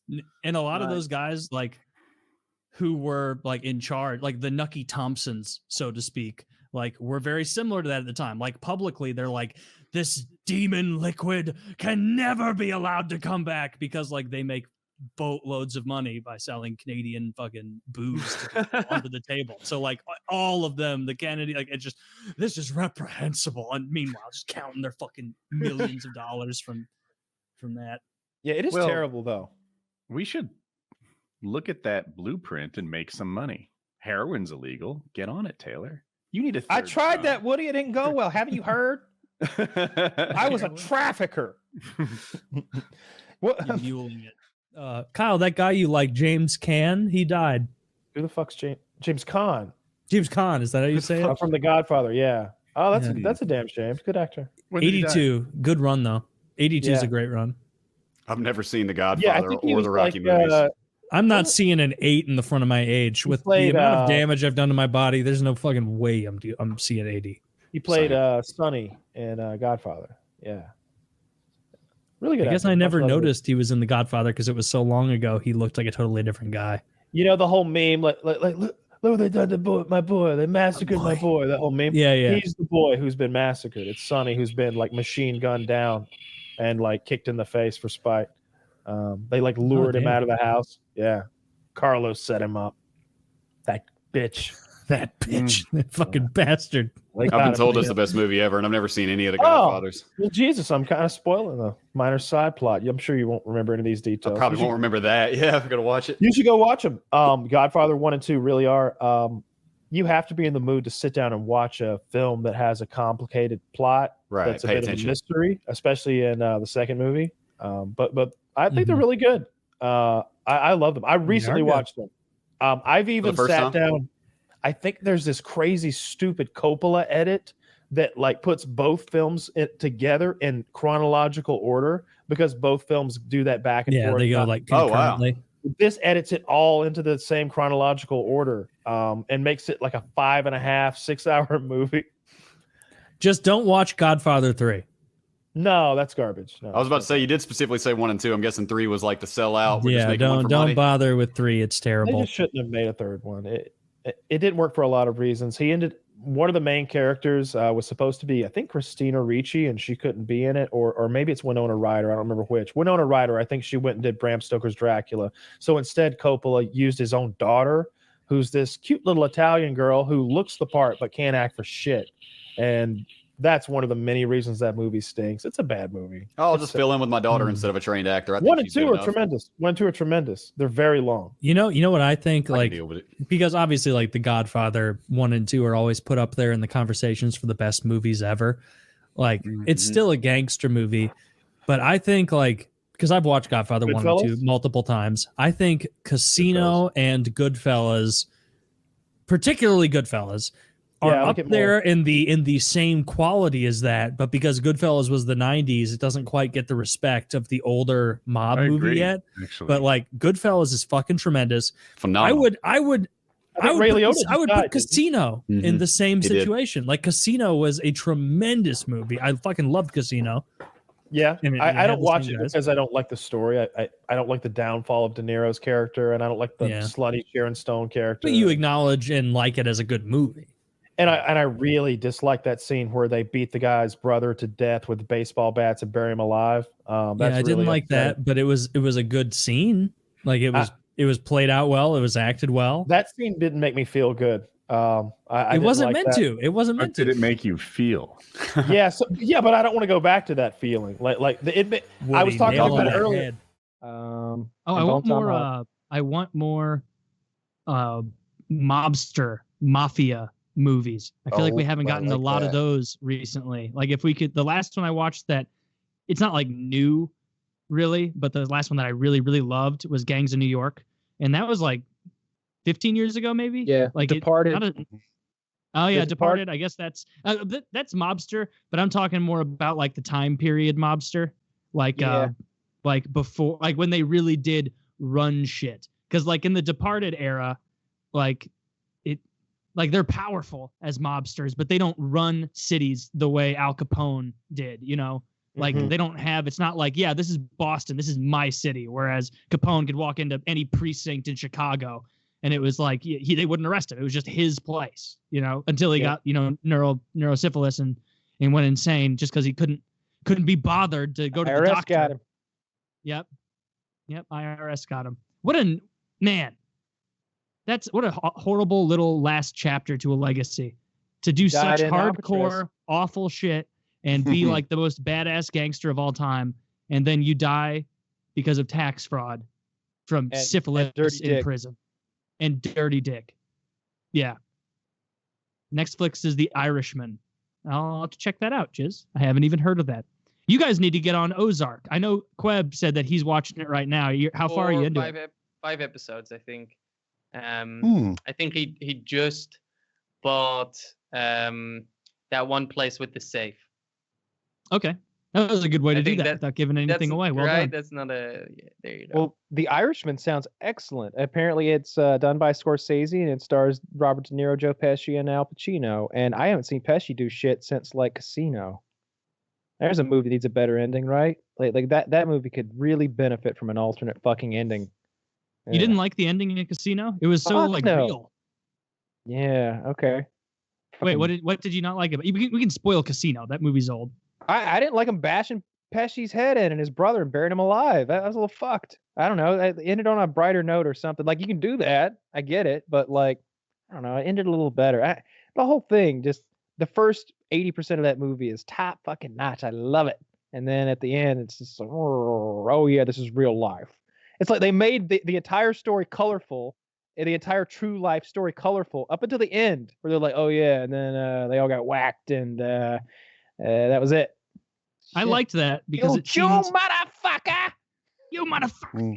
Yeah, he's all like spitting everywhere and so angry. Yeah. Like everybody loves Joe Pesci as an actor, I think. But like I liked that about the end of Casino because it was like, of course, this guy who's causing all these problems for like the big wigs in Kansas City or wherever like they were based out of doing their shit. I think it was Kansas City. Yeah. And like of course eventually they're gonna kill him. Like it would have been ridiculous if he had survived after spitting in the face of like the made men the entire time, you know? Yeah. Like Just and the like way that it in, was so unceremonial. It was just bring them out in the truck. You laugh with your friends like up until the point that you're getting out of the car, and then they just start ravaging you with an aluminum bat and just dump you into a pit naked and bury. Like I don't know. It was like, oh, that if this shit happened a lot, this is probably what they did. Like just in a random ass field. Goodfellas also doesn't end well for Pesci. You know, they lead him into that room, thinks he's getting made, and pop him. Pesci has a hard time in most of his movies, I guess. I mean, even Home Alone, he didn't make it out, eh? No, if he would stop Kevin McAllister whipped his ass. Has Joe Pesci ever succeeded? Like, it seems like Yes, 3 movies. my cousin Vinny. Ah, oh, yeah. Man, that's a great movie. The two what? The two youths. Mr. Gambini, could you repeat that? Oh, I'm sorry, Your Honor. Youths. The two youths. Oh, okay. You know that's Herman Monster, like as the judge. He played Herman Monster back in the show. That guy killed it. Like I've never seen him in anything ever except for My Cousin Vinny. He killed it. Tomei got an Oscar for that. You know she won the Oscar for that. I don't know about I that. liked her. Yeah, but the Oscar, like usually you don't get Oscars for comedy dramatic stuff. Role. Yeah. You think a dramatic role where, like, you know, I don't know, you think a dramatic role, I guess, yeah, and not like someone talking about grits and 55 Chevy transmissions. Yes, that's pretty good. Yeah, her accent in that is so obnoxious. Oh, I like it. She's fucking sexy. Oh, I've seen her naked in so many movies. She's just big fan of Marissa Tomei. Her boobies are just they stand the test of time. Those titties. Boardwalk Wire. Empire. Boardwalk finished Empire. I blew through The Wire. That's quality entertainment. I know you like those shows, and I also know that you're not alone. That most people consider them some of the best. Yeah. Not for you. I've seen The Wire twice. I loved the first season, and I liked the other seasons. I just don't put it there with the best of the best. I think it's the writing that pushes it over for me, and like a couple of the characters in particular, like really do a great job. And no, I like it a lot, but it is very slow, and you have to. In season 2, that Ziggy character is just so obnoxious, and even his cousin, the other white guy, they're just. I feel like they're miscast or something. Like I don't like those characters. It's not great. Boardwalk's great though. I hadn't seen that in a while. The only problem with Boardwalk is you got to somehow buy that Steve Buscemi's a tough guy, and it's like that's how I always felt about Joe Pesci. Joe Pesci's stocky. You know, like I feel like he's no pushover. Like I bet he hits hard. But Steve Buscemi is just like this wimp of a lily flower kind of guy. Like he's just a wisp of a man. If I had to guess, he's like below 5'9", below 150, even in his prime. Like he's a little bitty fellow. So the idea that he's gonna conk some big galoot over the head and kick him in the ass, get out of my bar. Nah, that dude's gonna scoop you up, dude. You better have your goons like surrounding you at all times because anybody in this room can throw you an ass whooping. He's just Hollywood does that with the mob so much, right? Like, oh, here's a guy who's a good 220 pounds overweight, not 220 pounds, 220 pounds too fat. But he's like a tough guy. You lock the door, and he's like a dude. You know how unathletic that person is. Here's another guy, Steve Buscemi. Here's another guy, Joe Pesci. Your whole crew is like the fucking island of misfit toys. And I disagree on this one. I think that big man is a real problem. Like that 400-pound man. Like I don't want Wings pushing me into a corner. I feel like if I pull him towards me, he falls down. Like that guy is just a tippy toppy balance. He's like an upside down bowling pin. Yeah, it's the difference between like an implied sort of scariness, where like if Tony Soprano is threatening you. Not only are you afraid because he's a big, scary man, but you also know that, like, shit, even if I whoop Tony's ass, hell, if I kill him even, it doesn't end well. He's not gonna go back like, yeah, Woody whooped my ass, boys. He's the boss now. It was a fair fight. Or like, We'll hey, let it go. Leave Woody alone. He kicked my butt in honorable combat. He's gonna be like, I want you to go over tonight. I want you to go get Woody. I don't want you to go get Woody's family. and get that dog, that stupid fucking dog. Get that dog. That's what it's gonna. Yeah, It's yeah. like, No, so I'm shit. with you on that, but sometimes I feel like these are people who aren't afraid of the mob, and they still like their biker gang. Look, that biker gang would have kicked the fuck out of the mob in that situation. They were all tougher guys.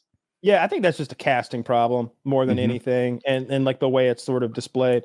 I don't know. I feel like if you look at the way like actual modern gangsters handle themselves, man, it's somebody even. It seems like if anyone disrespects you, they just come back and shoot them to death, right? Like that's what most of that. When you hear about like the gun violence in Chicago, it's a drug war that's happening. It's gangsters fighting over corners and territory to sell drugs, and they're killing each other. And who's the guy in the NBA that Stephen A. Smith, not Stephen A. Smith, the other one, who's the one that got the little lift? He's an announcer, but is he in the NBA? He's it's the big dude. We were joking about him a couple. Shut the this fucking dog. It's that it's the black guy who has the show with the older white guy. He's a former player. Right. Shannon Sharp is the one we talked about. Oh, he's a football player though. Yeah, he was just called. I remember he was calling some an NBA player out for just being a gangster. And yeah, so Shannon Sharp was calling out John Morant. John Morant apparently is not really a gangster, but he's adopted that persona and just walks around on the court like, "Don't fuck with me." Meanwhile, I don't know how big he is, but I think he's smaller than most NBA players. Yeah. Yeah, I guess what I was getting at is like, seems like the way modern gangsters do things, like they just shoot each other. There's no like mob boss that's on the streets who's talking a lot of shit because anybody who does that gets shot to death. It would seem. Yeah, I guess. I mean, this isn't really my world, but yeah, I'm going off The Wire mostly, right? Like I feel like The Wire is a pretty accurate representation of what's going on, like at street level drug sales, right? Here's the situation that happens in movies. A guy's from out of town. He doesn't realize he's dealing with the mob, but he like gets his ass kicked because this mobster's supposed to be tough, but he doesn't seem very tough to me. Or it's like, if I have the ability to win this fight and then leave town and never come back to that town, that's my move. Yet all these guys lose their fights. Why? Because Joe Pesci's so handy with his hands. You have to give me some examples. And again, these are just issues with movies that you have more than like. That's what that's the issue I'm making, though. I'm not saying that like in real life these gangsters are winning fights they shouldn't have. You know, if you think about like I'm the main one where Joe Pesci's like the real tough guy is like Casino, you know. And if you look at like all the instances where he's conducting himself as a tough guy, he never squares up with anybody. He stabs people in the face when they aren't looking, right? Or he gets his goons to hold you on a table and put your head in a vice. He wasn't like, hey, yous, come at me. He never did anything like that. He never just threatened the only time he'd like actually went at somebody, it was like that fat, older, overweight lawyer. That's the guy he grabbed and was like, what the fuck are you going to do this and that? Someone he could overpower. Everybody else. Like, oh, you're not looking? Let me stab you in the ear. Dude, who stabbed you in the ear? I'm going to start crying too. Don't stab me in the ear, Joe. I didn't know. Dude, I thought an ass whooping was as bad as this could go. And I'm deaf as a leader. Like, we started off with deafness. I don't know. I'm afraid of Joe Pesci or anybody who's willing to stab me in the ear, even when it seems like things are okay now. It's because he's unpredictable and cruel. Did you step on my shoe? Yeah, sorry about that. And he turns away. No problem. But he's really going to stab me in the ear when I turn back to my drink. Like, I'm terrified of that guy. Yeah, because he's not going to arm wrestle me, would he? No. He's going to wait until you're not looking and stab you in the shoulder with a fork or something. Something worse. Probably something worse. That would actually be not too bad compared to what he did to most people. Yeah, I'm scared. And then, you know, and the classic one where Joe Pesci is scary is when, you know, Home Alone. And if you're a child, Joe Pesci's terrifying, you know. Yeah, horrifying. Do you know what actually scared me in Home Alone? The dangerous one. Escape from New York. Not Escape from New York. What the fuck is it called? From LA? Lost in New York. No. Home Alone 2, Lost in New York. Lost in New York. Yeah. I thought you said Boston, New York. And I'm like, I know that's not it. Lost in New York. There was like, as a kid, I remember watching that and I would like turn away every time Marv went to like get electrocuted in that warehouse because like him being like, and like seeing his skeleton and everything, that scared me as a little kid. I didn't like it. I was like, oh, I know he's the burglar, but I hope he's not too fucked up from that. It's interesting. I don't know if I've never been in real gunfights or even like real fights outside of school. But like, what makes a tough guy? In the movies, they will make you think that a morbidly obese Italian mobster can beat people up. Why? Because he's extra aggressive, right? And who's the short guy who plays a lot of gangsters? Joe Pesci. Yeah, it is. My cousin Vinny. Yeah. And that's right? We're the same guy, Mike. Okay. So they will make you think that Joe Pesci can beat up 95% of the population only because of his superior aggression. You know, like, Woody, you could never stand a chance against Joe Pesci. He'll stab you in the eye with a pen before you know what's going on. And it's like, maybe they're right. I don't even know. I mean, to be fair, I mean, he's in his 70s. Doesn't matter. We're talking about that scene in Casino, right? Oh, yeah. Where his opening move is literally to start stabbing the guy in the face with a pin, and he's just like, "Oh, what happened? There was a big strong man here a minute ago. Now here's a little girl. Your little girl in here? Is there a little girl in here crying?" That's one of the scenes I'm talking about, right? Yeah. Or we could go. I think it's a Bronx Tale. It's not Joe Pesci, but there's a morbidly obese Italian guy, and they shut the door, and he's literally belly bopping people as one of his offensive moves. That was a big guy. and like, well, how to win a Hollywood fight and how to win a real fight are not the same thing, but it does make me wonder if a guy is that aggressive, right? If his opening move is bat to the head, pen to the eye, like, does that get you far? Maybe it does. I don't know. Of course, yeah. Like if your opening move is to stab someone in the neck with a pen, you're gonna win every fight because all it takes is them to turn away for a second, and then you stab them in the neck with a pen. Out of all the players we faced, the one we feared the most was the gun. The gun. He had a hell of an arm, but he also had a gun. They made a rule against bringing guns into football games. But he was grandfathered in. people. And he said, "Stay the hell away from me, or I'll gun you down." It was like all the defensemen are just like doing this around him like putties from Power Rangers. Who That like, was the funniest SNL thing I've ever seen. I'd never seen that until you showed me, and it's like, well, you know, and then there's like the old men getting interviewed, like, you know, he was an incredible player. You can't take it away from him, but what put him over the edge? It was the gun. Nobody else would go to tackle other players, and they didn't have a gun, and so it was much easier. This guy, you can try to take him from behind. He's got a gun. Like, I feel like it was a football innovation. If anybody's listening has never seen this shit, just like get on YouTube and search SNL The Gun and like watch it. It's a Steve Martin sketch. Everyone else was kicking themselves for not thinking, why didn't I bring a gun? And they do such a good job because it does remind you of those like those old ESPN things where they got the old guys from the Stone Age of football with the leather helmets and stuff. Like they got the aged makeup on. I'm like, yeah, back in my day, there was one player everyone feared. It was the gun. I was reading this article about Prohibition and how these women would walk into the bars and the taverns and smash all the bottles and do this huge amounts of damage, but it was just not gentlemanly to manhandle a woman back then, apparently. And that just flies in the face, first of all, of what the media has always taught me. I thought we were beating them the shit out of them back then. But but it seems as if most people were so gentlemanly that some bitches could come into your bar where you and the boys were hanging out and not just like cause a ruckus, but destroy the place and empty it of any alcohol to drink. I have a theory. I think they operated a little bit like the UK police who have no guns. Like, all right, it's not so much you that I'm letting detain me and do all this. It's the people who will come if this shit goes sideways. Because this is during Prohibition, right? So these women are going into people. No, this is how Prohibition happened.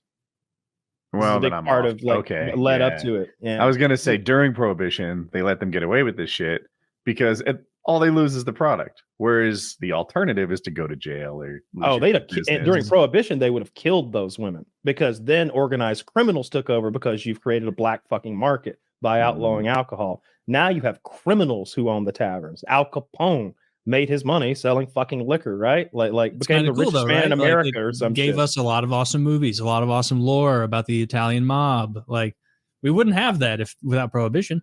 Who's your favorite Al Capone? Because I really like that guy in Boardwalk Empire who plays him. I think he does a really good job.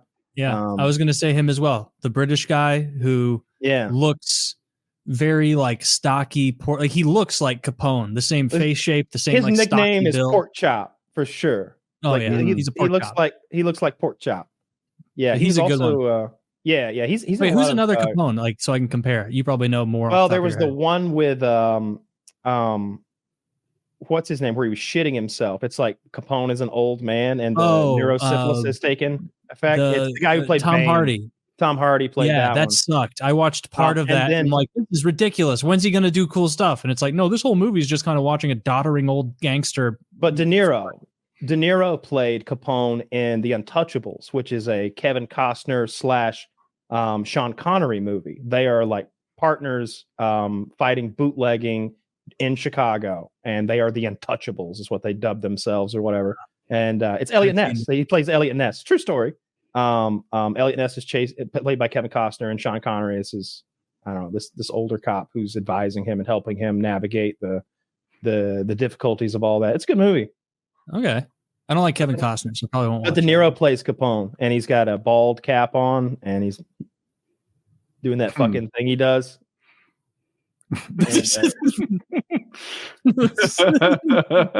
Both of you did pretty good impressions. We're gonna kill him. Just that weird like grimace smile. Bro, what's wrong with your face? He's had an old man smile for much longer than he's been old. It's Ray Liotta. All right, that's why that scene works so well, because Ray Liotta was awesome. I loved him.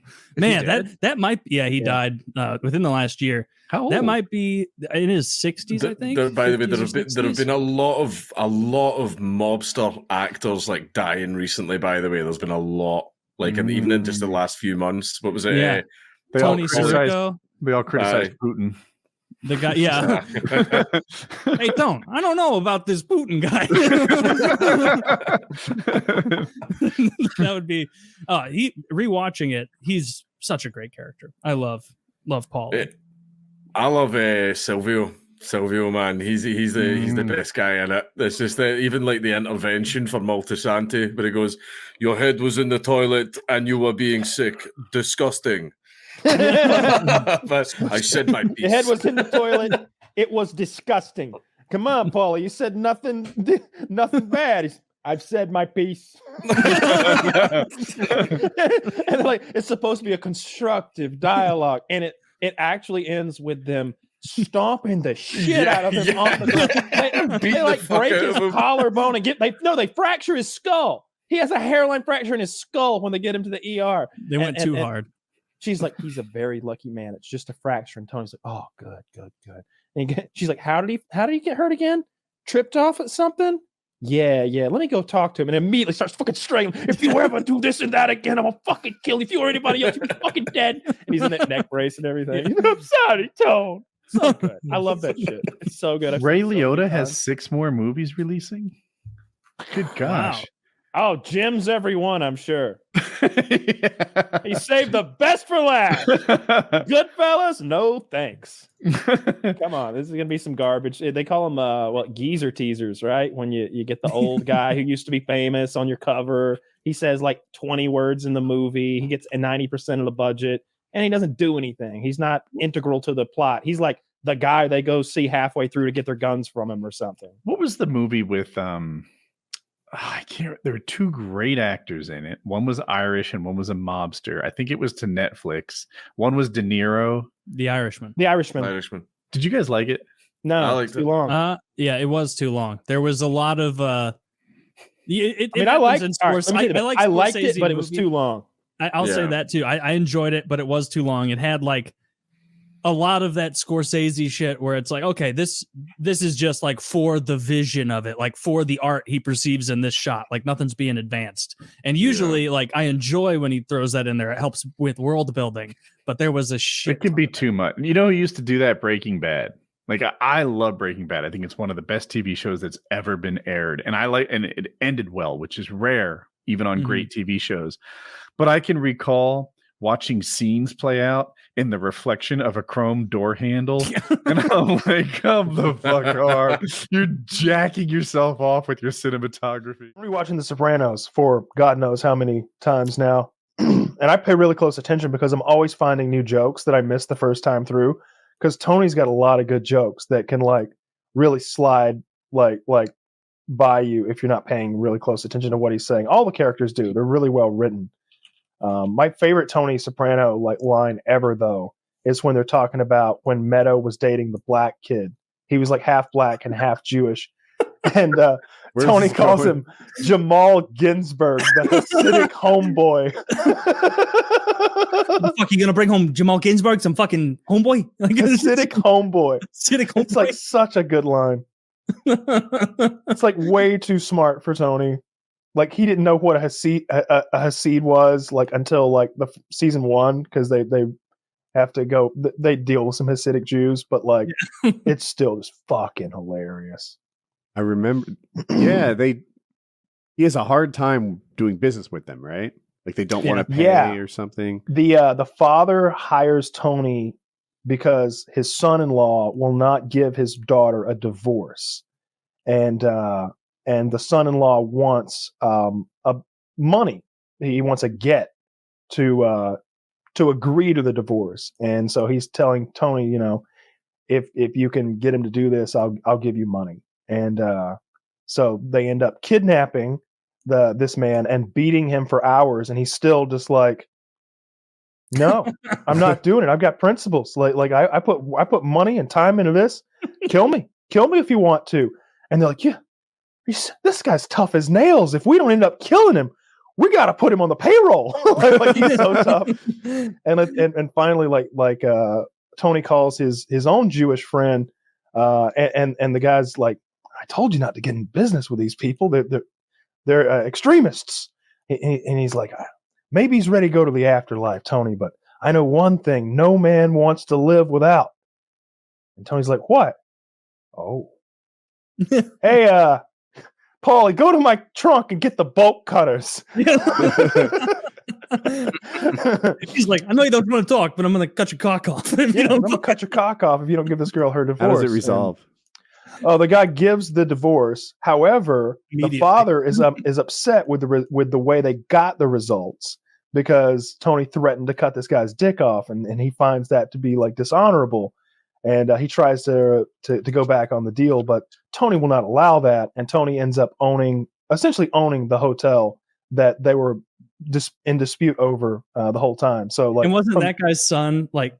The older Jewish guy who hired Tony, his son being like, you've created the golem. You've created the golem and we can no longer control it. Like the rabbi in the story. They come in there and they fuck with that son. And he's like, well, who are you? The Romans are gone and the Jews still survive. And they're like, Romans are right fucking here. You're looking at him. And he's like screaming at him. Yeah, he tells him the story of Masada. And he's just like, yeah, where are the Romans now? And I'm like, you're looking at them. It's like, oh, well, in that case, I apologize. That was fucking love I need to rewatch Sopranos again, I guess. It was only a year ago I watched it for the first time, but it's a very dense show. I can see how you rewatching it like 6 times, 7 times, you're still picking up new stuff. I'm still picking up these little jokes that they tell and lots of stuff like that. I wish I had just like today I caught 2 jokes that I'd never caught before that were really fucking funny. I can't remember what they were, but like there's the dialogue so dense in there at times. It seems like it's just a bunch of gangsters shooting the shit, but they're oftentimes like slipping these little insults and like poking each other in like these mean ways that if you catch it, it's really funny. Like Tony's mom's character is up there.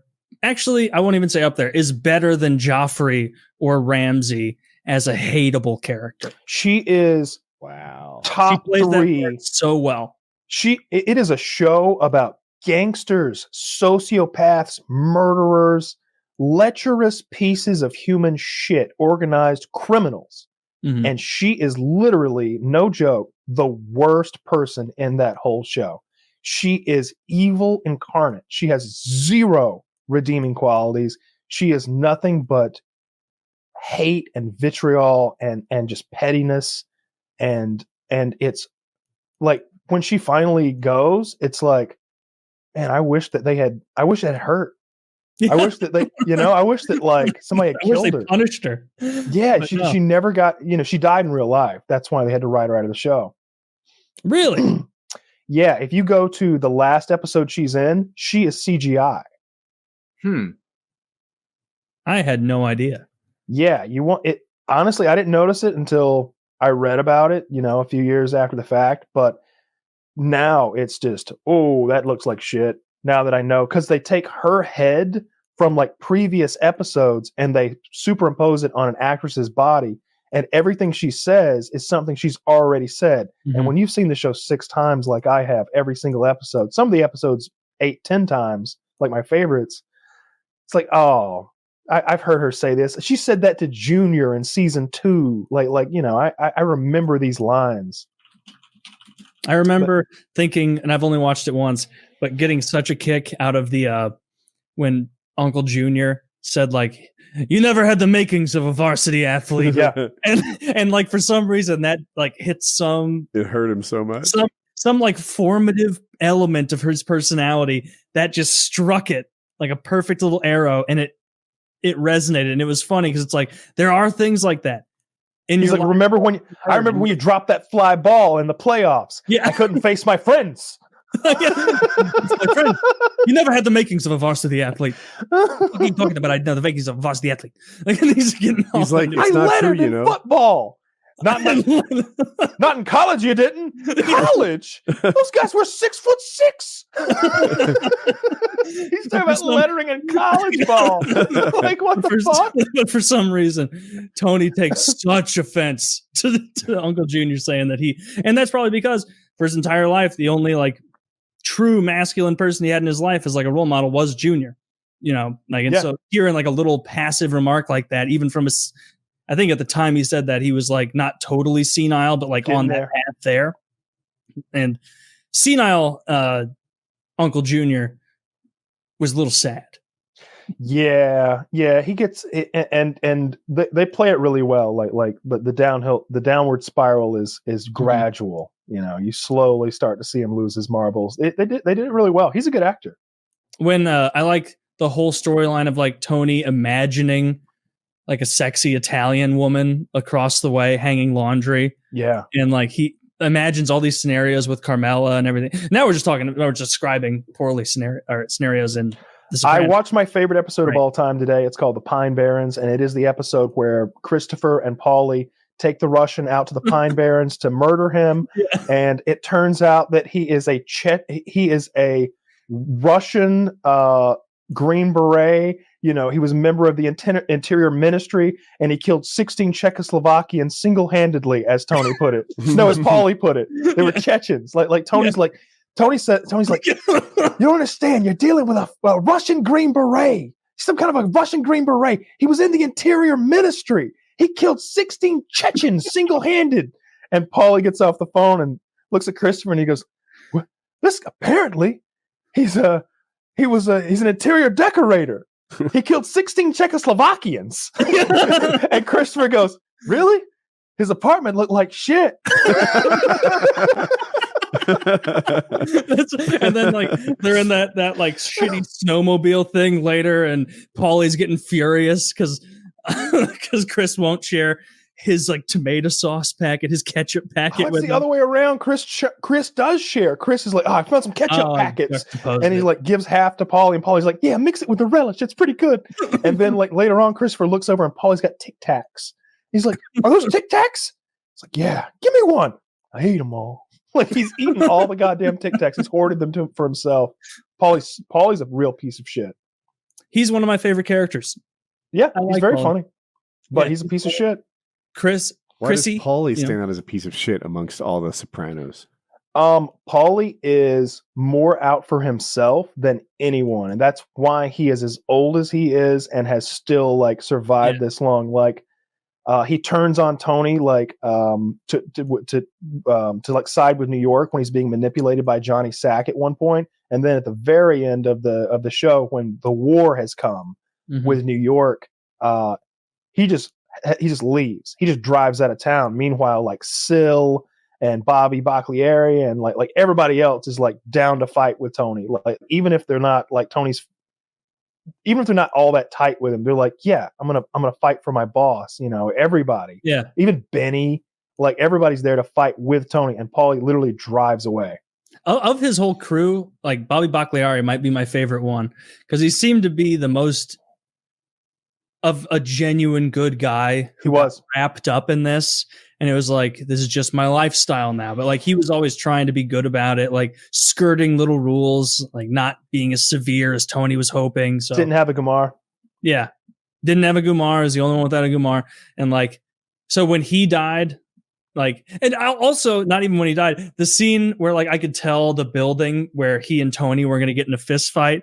I was like, oh, just keep enjoying playing your game, please. I don't want to see Tony and Bobby Baccalieri get mad at each other. They're my favorite characters. And then Bobby beats the fucking shit out of Tony. Only because Tony slipped on that rug. If you watch it, only because Tony wasn't kidding. Rug. Yeah. Yeah, if you watch it, Tony really does. Tony's getting the best of him, and then he does slip on the rug, and then things turn the other way. The next morning, they're just Tony seemed out for himself too. Like, Tony is always out for himself. I know, but Tony is you called out 100% Paulie as more out for himself than everyone else. But I'm not. Well, Tony's sure. the boss. You know, like Tony's the boss can be looking out for his people. The boss can be making sure that like this is a successful enterprise. A lot of times, looking out for number two when you're number one is the way to ensure that your number twos are loyal. Mm-hmm. And he turned the screws a whole lot, and he killed his nephew. And he killed the nephew because the nephew was a loose cannon. He was endangering everyone. And what really triggered Tony, because Tony's a sociopath, and they touch on this a bit. Sociopaths have most of their actual like loving like human feelings are directed toward babies and animals. And if you pay attention to Tony, those are the things he loves. And when he looked in the back and he saw that limb had went through the window and into the baby's car seat, even the baby wasn't there, but he saw the potential for like Chris's behavior is going to kill that baby. Yeah. And that was it. Chris has got to die right now. I thought I hated that. He never did hook up with Chris's wife, did he? Never. No. But he was about to. He was very tempted. He would did he get interrupted? Am I right about that? No, they were driving together to go get her some cocaine, and they had a car accident. Was there not a time they were about to hook up in some back room, maybe in the Bada Bing? I think it was them doing cocaine together, and it was more like a cut shot of showing Tony like staring at her ass or something. But they were in the back of the Crazy Horse thing where they had a little bit of a moment in the back of the Crazy Horse, which was her club. But he never actually like it never went anywhere. He was clearly like down. He's not a good guy, Tony. He's a very flawed character. Too. Oh yeah, she was pretty down too. Yeah. He's one of my favorite characters ever. He's great. He's so flawed, and he's much like Bobby. Like Tony kind of got swept into this thing. He kind of took the path of least resistance, but every now and then you see this glimmer of like a good man on the inside that has been corrupted and is just stuck. You know, when he chooses not to kill the soccer coach who had sex with the underage girl on Meadows' soccer team. He comes home all drunk and he's like crying almost to Carmela. He's like, I didn't do anything. I didn't do anything bad. I didn't do anything. Like he's having a moment there where like for once he didn't, he didn't murder a man for, something. That's one of his best moments, I think. I liked his wife a lot. I thought she was pretty loyal. Very loyal. She did cheat on him. Yeah. Well, she was gonna with a wallpaper man. But he cheated a lot, and I think she knew that at that point. And she hid some money from him, but he wasn't doing enough to provide for her security. Well, as far as she knew, he was always doing more than enough to provide for her future. But he couldn't tell her because she'd be an accessory after the fact, and she can't understand that for some reason. So she secretly invested $50,000 that was hidden in the bird feeder. 50 grand is not going to get you too far, Camilla. He's like, what's it earning? 1%? It's just mad. It's a good show. It's a really good show, and it holds up pretty well. Like you could watch it now, and sure, it's dated a touch, but it's good. It's good. I was going to say I've never seen it. So. Oh, dude, you should have said something. We wouldn't have spoiled like 18 plot points. It's a great show, one of the best ever. Whenever you guys were talking about important plot points, I started looking at Hookah, so we're good.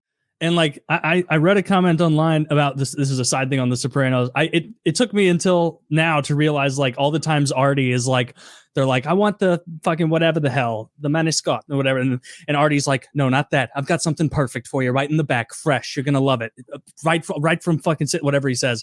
And then he's just like taking leftovers from other plates because he doesn't want to spend the money, or like taking cheap ingredients and making a dish because he doesn't want to go to the main menu. You know what I mean? Is that what he's really doing? Yeah, because like there was that scene where like he's like, oh, this is called whatever the other burrata. This is burrata cheese. It's like mozzarella, but it's a little more mild. And then these green beans are special. And so he like gives them that.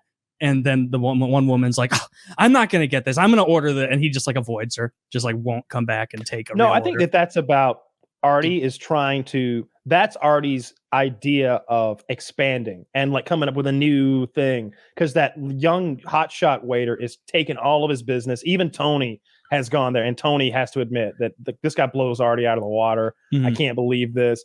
And so that's Artie's way of, hey, I'm trying a new thing. We've got burrata. But then she eats it, and she's like, it's string beans and mozzarella. Like that's all this fucking is. Meanwhile, this young guy over here is like some kind of mastermind. I don't know. They didn't really show what he was cooking, but that's what I saw from that. I love The Sopranos. I haven't rewatched it in I don't know, maybe a year. I'm gonna wait a while this time. I saw Paulie died the other day. Yeah. R.I.P. in real life. R.I.P. in real life. Yeah. Well, he survived in the show. Spoiler. Paulie is the one that had the wings, hair, and he had good biceps too. He did. One of my favorite Paulie scenes. There's a lot of them, but it's when Tony sort of corners him on the boat in the final season. And he's like, "You're the one that let that out about the Johnny Sack joke, right?" Nah, Tony, no. Nah, come on. It's not even a big deal anymore. You could tell me. You're the one that did it, right? No, Tone. Frankly, I'm offended that you'd even say something like that. Come on. I know it was you, Paulie. Just admit it. Come on. And meanwhile, Tony is going to kill him if he admits it. That's the beauty of that scene. Because even when he frankly, Tone, I'm offended you'd even say something like that, and like ends the conversation, Tone is looking at every weapon, every deadly weapon that's around him on that boat. There's there's this big knife they're cutting bait up with. There's this I don't know, bat over here they're like killing fish with. And he's thinking about killing Paulie right then and there, because Paulie's got a big fucking mouth. He's seeing it right now. He just saw it yesterday, him blabber mouthing to some random girl. And he's almost sure that Paulie was the one who told about that joke. And that created such a clusterfuck. And he did, of course. He was, of course, the one who did it. He did, yeah. One problem that's common across mob movies is the tough guys wouldn't be tough guys. There are people who are literally like 215 pounds overweight who are tough guys. There are people like Tony who can't beat Paulie. There are like Joe Pesci, one of the toughest guys in mob movies. Joe Pesci, I want to get all. I could beat up Joe Pesci. He's like 5'5", pretty old. older. He's 80. Fuck that guy up. You know what? I'm gonna be modest. I'd fuck up Joe Pesci. How many Joe Pescis could you take in a fight? Yeah. So, but like they take a Joe Pesci or this guy, and they just stack rank them wrong. Why can't tough guys be tough? Why can't? All right. I got a tough guy here who was actually in the mob. This guy's name is Primo Casarino. Now, one of the things he did was extort Steven Seagal out of about $400,000. Nice. So he was hired by a movie producer, if I remember the story correctly. I may be slightly off with the title. We asked the guy what movie producers do. This is what they do. This movie producer had a deal with Steven Seagal to make, one of those multi-picture deals. Steven's guru says, you really shouldn't be making these violent movies. Goes against your whole mantra, your whole code. And he's like, yes, no more killing in my films. And this guy's like, dude, you break people apart in every movie. That's your thing. You kill 30 people a movie. We make 25 million a movie. That's what we do here. Mm-hmm. So now I'm not going to kill anymore. So this guy he calls up his mob buddy, this gentleman whatever his name is, and says, put the screws to Steven Seagal. He doesn't want to play ball. Well, What's he his not name? only puts the screw, his Primo. name is, I got him, like, Casto- Primo Casarino. Awesome. Are you man. looking at him on your computer? I pulled up his Wikipedia.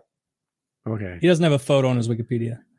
I mean, if you like Google image search him, Yeah, but anyway, they kidnap Steven Seagal and threaten him and eventually, not only does they make Steven Seagal do the movies, but he has to give the mobsters $400,000 for their trouble, and he gave it to them. And like they caught this guy talking about it to his buddies afterwards on a wiretap. And they were laughing at what a pussy Steven Seagal was. And Primo says, I only wish I had a gun so I could have put in his face like they do in the movies. So this is like a real tough guy. He is tough looking too. Yeah. He's filling out that Nautica jacket. Yeah. That's a scary looking dude. Although I must say, the guy behind him and to the left, also a very large looking man. He's further back, but he looks bigger. Think about that. Yeah. And he also looks Italian. Maybe he's some other mobster. Does he have cuffs on? I can't I tell. don't think so. Oh, I don't know. You can't tell. Well, his hands are close together. Yeah. Who knows? In any case. So this guy extorted Steven Seagal. Yeah. I think with this mobster thing is like, they're not threatening to have a fist fight with you. They're threatening to kill you. And they may not even mean right now. They're threatening to like come back tonight. Maybe they start a little fire. I mean, when you come out to the fire, remember, that's what they did in The Sopranos. If you think about what they actually did when they want somebody to do their thing, when Robert Patrick's character, Davey, owes Tony the gambling debt, they start a fire and his dumpster's outside at night. He runs outside in his underwear to put out his dumpster fire. And now two goons have him cornered in an alley. And they're like, you going to pay the money? You going to pay the money?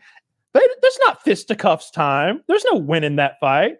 If you started beating them both up, they'd pull out a gun or a knife or a club. They're going to escalate to murder. That's where they're headed. They stop it. They don't stop it anywhere. And you, on the other hand, are like, man, I really just want y'all to leave me alone. I can't just beat you up and then you'll tell the other guys how tough I am. No, we tell them you need to die now. It's like, no, we're an organized crime and we'll send more guys. And we don't think you're going to have your head on a swivel 24/7. You know what it's like? Here's the perfect example, if this makes sense. I like drawing these like comparisons between things sometimes. It's like thinking the cops aren't scary because the cop looks like a pussy. Look at that cop. That's a good one. I could whoop his fucking ass. Why are people so afraid of the cops? I could beat the shit out of that cop. Yeah, let's see how that one goes over. You're right. I've seen that a lot. That's a good comparison. Sometimes what happens is cops think that they are badass because they beat up people who aren't fighting back. And those people who aren't fighting back, they know that there's more cops coming. That if you just beat this one cop, that's not the end of the story. And it frustrates me to see cops strut around like peacocks. It's like the Ron White joke. I don't know how many of them it would have took to whoop my ass, but I know how many they was going to use. As many as it took is the answer. That's what it's like. If you're thinking you could beat up a mobster or a cop, I think, or like, and you might say, oh, I've got a gun though. Both scenarios. Let's see. But they do too. But they have more. You're one. They have person. a helicopter. And like that's the thing with the mobsters is like you're not afraid of Joe Pesci, so to speak, or like Bobby Bagliari. Like you're not afraid of him. You're afraid of his ability to use his influence to send goons at you, because that guy's got dozens of people he could call on to go send a little troop at. Like I saw the scene when I was rewatching just last night. You know how Bobby Bacala, he's the least intimidating one. He's the one, he's friendly and everything. And then he's worried about his wife dying and everything. And then Junior's like, he's getting soft. And then he just goes to that bar with the one union guy, and formerly like sweet Bobby is now sitting there like, oh, you vote for that guy. You may as well be putting a bullet in your head here, and here. and you got kids. So it's always something to think about. And then he gets up and leaves, and it's like that guy's not the union guy is not scared of Bobby. He's probably like, that guy couldn't catch me. He's afraid of Bobby's influence and the fact that Bobby is part of an organized crime syndicate that has an enormous amount of reach, and like they can just come upon. They're not cops. They're plainclothes people. You're gonna avoid every dark-haired person. Like what are you gonna do? You're right. You're right. When I said that, I was thinking more like, is it a Bronx Tale? Where they shut the door and they beat up the biker now gang. You can't leave. Yeah. Really, that biker gang is the one I would have put my money on. Not the super fat guy or the old. It would have been better if they pulled children. if they like pulled out guns and had them at gunpoint and then just pistol whipped them, like giving them no chance at all. They could have brought in people who were actually tough guys instead of just bringing in the actors. Oh, dude, you see that fat man bear hug? Fat men aren't that strong. No, they're not. no, they're not. You see that fat guy? That guy who's never seen the inside of a gym? Bear hug, dude. Remember when I had one of my favorite things? It's like that we ever talked about on the show, and then like we got it done. Like you know, we sit here and theorize fucking bears and gorillas fighting all the time, but we had that ongoing thing with Wings about how he could like get out of a rear naked choke and everything. And then I was like, oh my god, I'm gonna have him in my house. We're gonna do it. And then when we actually got to do it and prove how silly that whole thought process was. That's one of my favorite things that we ever like. No, Wings, you can't watch. And it was like so clear that he couldn't. It was great. The anti-hero is a relatively new thing. And I think it began with Tony Soprano. You know, in that scene in the 4th episode, I think, called College, when he kills that rat and he strangles that rat to death with a wire while his daughter's at college and murders him like it's cold-blooded murder. Like the guy's even like giving him plenty of good reasons to like spare him. He's like, you know, I'm sorry for what I did. I could have killed you last night, but I didn't. And that was a lie. He didn't shoot because there were witnesses, you know, but you were with your daughter. And I said, this guy's with his daughter. There's no reason to do that. But it's a believable lie. And Tony's like, fuck you, you rat. And he strangles him to death right there and fucking kills him with his bare hands.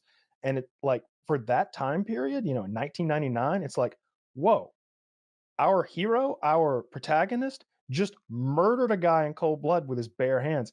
Without that, you don't get a Walter White. You don't get the guy from Mad Men. You don't get any of these great anti-heroes that we have that we all love now. Like even characters like Don Draper. Thank you. Yeah. Just real piece of shit, real morally corrupt, terrible human being. And even like something like what's the superhero movie where what's his name is just a total shitbag? Deadpool. You know, I don't even think you get a Deadpool if you haven't already set this scene that like, yeah, people love this shit. People like a bad guy who does bad things and is still likable. Tony Soprano started all of that. He was the first anti-hero that was like mainstream right there and beloved. And that's a great like scene you're talking about where when he's driving back and Meadow's like, why do you have mud on your shoes? Why do you have like why is your hand bleeding? He's like, there were puddles. Stop it with all the questions, Meadow. I work in waste management. Mafia. He's just driving. You know, just looking forward, knowing the question's been asked. Then like they have to figure out like AJ is like, man, everybody thinks I'm awesome at school because they won't fight me in the baseball yard. And everybody's like, what are you retarded? Yeah, it's because you're your dad's son. He's like, my dad collects trash, and they're like, you're an idiot. Meadow's like, do you know any other garbage men who live in houses like this? He's like, Uncle Jackie. Yeah, and why do we call him our uncle when he's not even related to us? It's because he's part of Dad's other family. Yeah. It's like, I don't get it. AJ's just so retarded. Meadows off like an NYU and going to like scholarship. I like that Meadow to was Berkeley. smart. I love that Meadow was smart. Yeah, AJ sucked. AJ's I wish AJ had been killed in the show. I think that would have been a cool like because by the end it's like, oh my god, he's got that stupid goatee and he's got that Dominican girlfriend. That's AJ just a piece should of have shit. been the varsity athlete his father never was, and like played through that. He didn't have the makings of a varsity athlete. He didn't. That's a lie. So I watched a whole 45-minute video today about the hypocrisy of Junior saying that. They're like, in reality, Junior Soprano is the one who never had the makings of a varsity athlete. He's the older brother, but he's always second fiddle to his brother Johnny. Johnny excelled at this, at that. He had the most beautiful woman. Junior was described as a creep hanging outside her apartment, fawning over her, telling Johnny's wife on him for cheating on her. Junior is the one who like is surpassed by his younger brother and then by his nephew. He's the one who's physically weak. Mm-hmm. Meanwhile, Tony is the big hulking guy who used to be able to lift 300 pounds over his head. The guy who was a varsity athlete in football. And Junior's like, you didn't play college ball.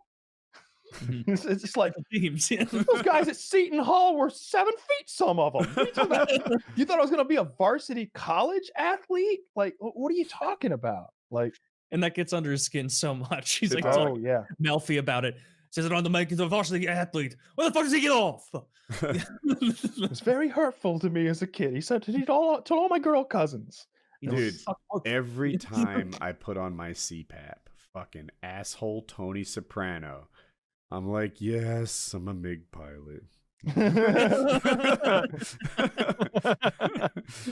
you, Tony. I need this to sleep. It's a medical device. Why are you making fun of me? It's not my fault. Fuck you, Tony. You're not even alive and your character's not real. I think, Kyle, you told me this, that like he was a weirdo. The actor Gandolfini, like himself, wasn't he a strange guy? No, I think he's a very beloved human being. Like everyone talks about he how wasn't just like an eccentric guy. Right? As far he took the role very, very seriously, and he was very self-conscious. He didn't think he was a great actor himself, and it made him really try hard.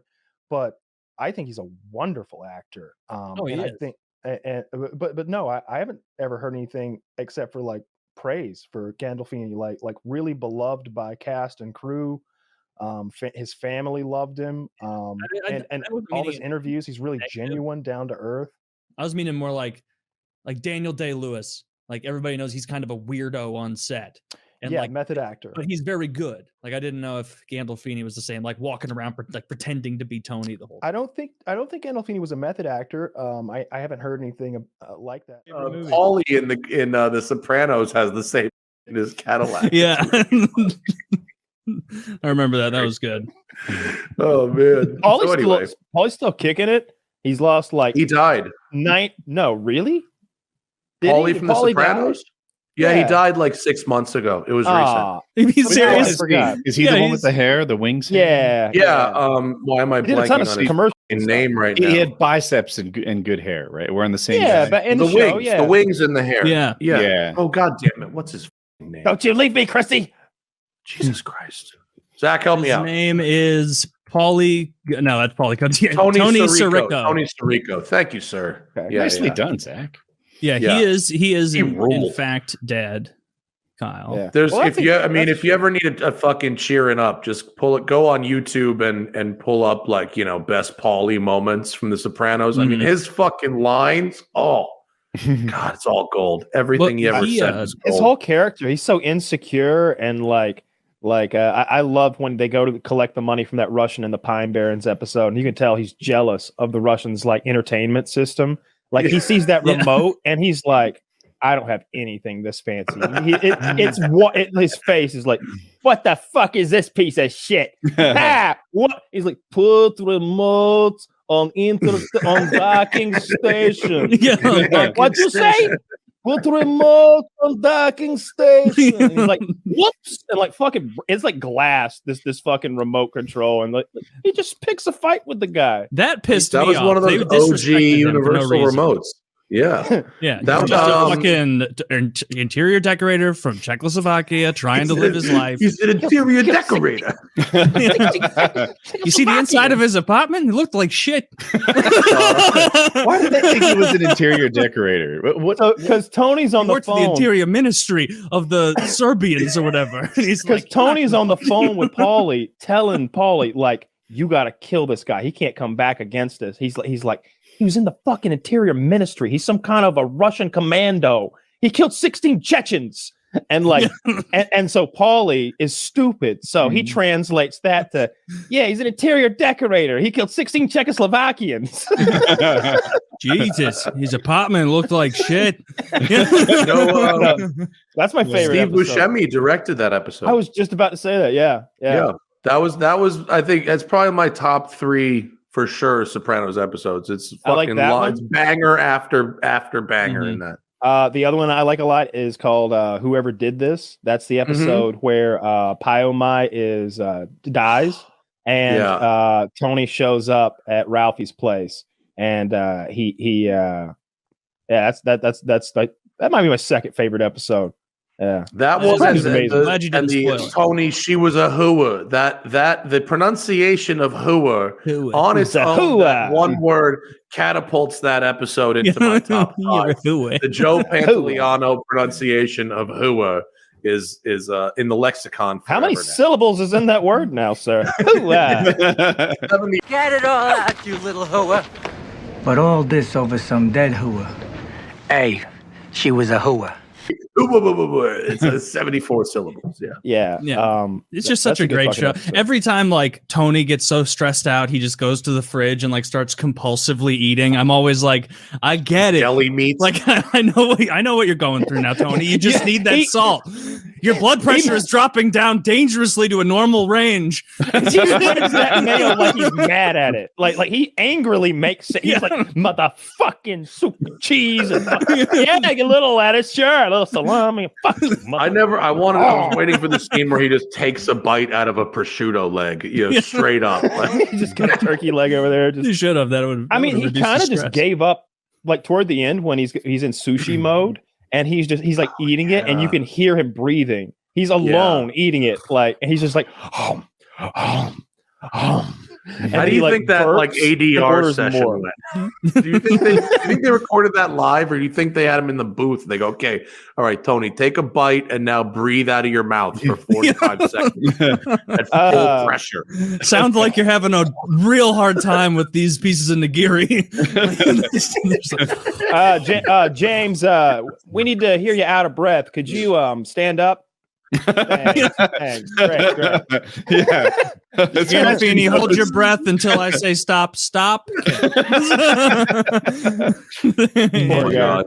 I can relate. My friend just smuggled a kilogram of prosciutto out of Italy and brought it over to my house and presented it to me as a gift. And I was like, oh, and coincidentally, I got a deli slicer as a wedding present 3 years ago, which if fucking you want to make a splash at someone's wedding, you buy them a goddamn deli I hid this prosciutto in my ass all the way from Italy, and I will be insulted if you don't even try the prosciutto. What's prosciutto, and how is it different than all the other random like what is it? It's cured. It's a cured pork leg. It's a whole leg of pig that is packed in salt and wrapped in cloth and then hung from a hook at a very specific temperature and humidity for that way they send a message to all the other pigs. Let them know.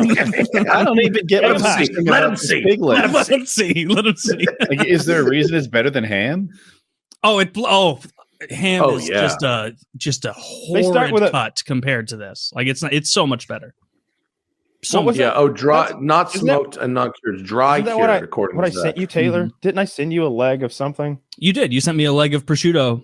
Wolfed it down. That's it was awesome. delicious. Yeah. Was it on one of those like wooden stands? It was. It came with a wooden stand that I screwed together and put it on, and then it had a little knife with it, or a big saber with it that I sliced off.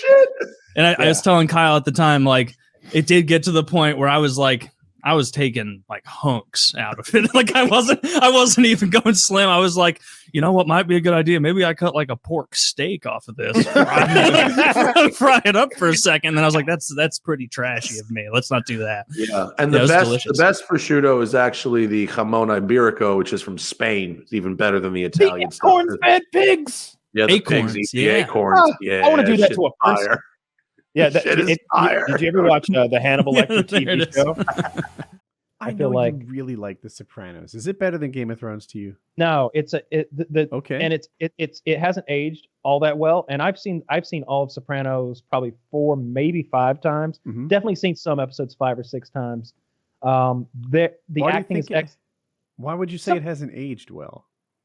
Some of the fight scenes all of the fight scenes are kind of hard to watch. When you watch like the violence that's being done, they're very poorly choreographed. The sound effects that are used can come off a bit cheesy if you really pay attention, and that's not good in a show where sort of the way you're sold on certain characters being the tough guy or the intimidator is their physical prowess and what they will do to you if. Can I jump in? You know, I find that to be true with a lot of mob movies. Like that, for some reason, mobsters don't have to look really badass, right? Joe Pesci's a tough guy in mob movies. I could beat up Joe Pesci. Guy's like 5'0". Oftentimes, there's a tough guy in the mob who is 300 pounds overweight, right? And you know in real life that guy can't be that imposing, right? He would just be exhausted immediately. And a lot of mobsters who are tough are also old, like over 55, over 60. And you're just like, man, are you telling me that guy hasn't lost a step? He must. I'm talking about something a little different than that, though, because like often I get what you're saying and I agree with it 100%. But like the thing that makes like Paulie Walnut scary isn't that we can step into a ring and he's going to outbox me or he's going to out-grapple me on the ground at like 60, whatever he was toward the end. It's that Paulie's going to show up with 2 things, 3 things. Paulie's going to show up with a buddy. Paulie's going to show up with a pipe, and Paulie's going to show up with a 1911. His buddy's going to be watching him while he breaks your kneecap with that pipe, because that's his first move. He doesn't talk to you. Like, I'm thinking of a specific scene. He walks up to the guy, immediately like breaks his knee with the pipe. The guy's on the ground crying. Then he pulls the pistol out and puts it in his face and says, "Look, I get $5,000 a week, every week. And if Tony ever hears about this, I'm gonna fucking come back here and I'm gonna fucking shove this up your ass." Is that guy in Lawn Care? He did it too? No, that's a different guy. He was actually friends with that guy. He liked that guy. Right. It's a bit boring to go into, but it was basically the son of the guy who owned the garbage business that was Tony's tax return. That's how he was falsifying his income to make it look legit. And the guy who owned the business dies, leaves it to the son. The son wants to sell. Tony's in the hospital, from his own shooting, so he can't really oversee the matter properly. And outside of Tony's supervision, the son sells the business. And so Paulie goes to that guy and roughs him up and like cuts himself into his own deal. And Paulie's scary because of that, because Paulie doesn't mind doing murder and extreme That's a typical violence. mob thing too. In movies, I don't know real life, but in movies, a lot of times it's like, well, this guy might not look badass. Maybe half of the guys in your high school could beat him up, but they go from 0 to 100 instantly. They start off with a pen in their hand that they stick in your eye, and that's their opening volley. Whereas that's why they're intimidating. Yeah, whereas like most people's opening volley is a 2-handed push to the chest. Yeah, and he's backed up, right? It doesn't matter if you get through him. If you were to beat up Paulie, that would be the worst thing you could possibly do, because now like other guys are coming and they're going to really mean business when they show up. They're going to kill you when they get there, or they're going to cripple you. You know, it's like the collective nature of the violence that makes it scary, where it's like, yeah, you might win this one fight with a fucking pen sticking out of your throat, but you know, Joey Two Hands and Frankie Fingers is coming for you tomorrow. Like, you're not terrible names. Everyone has 2 hands and fingers. Taylor One Frankie Nose. Fingers, he's got all of them so far. It's absolutely no different than dealing with a police officer. We've all seen a police officer we could beat up, but how's that going to end for you? The women ones. like if you beat up this lady cop who's writing you the ticket, do you think that's all right? No ticket for me. No.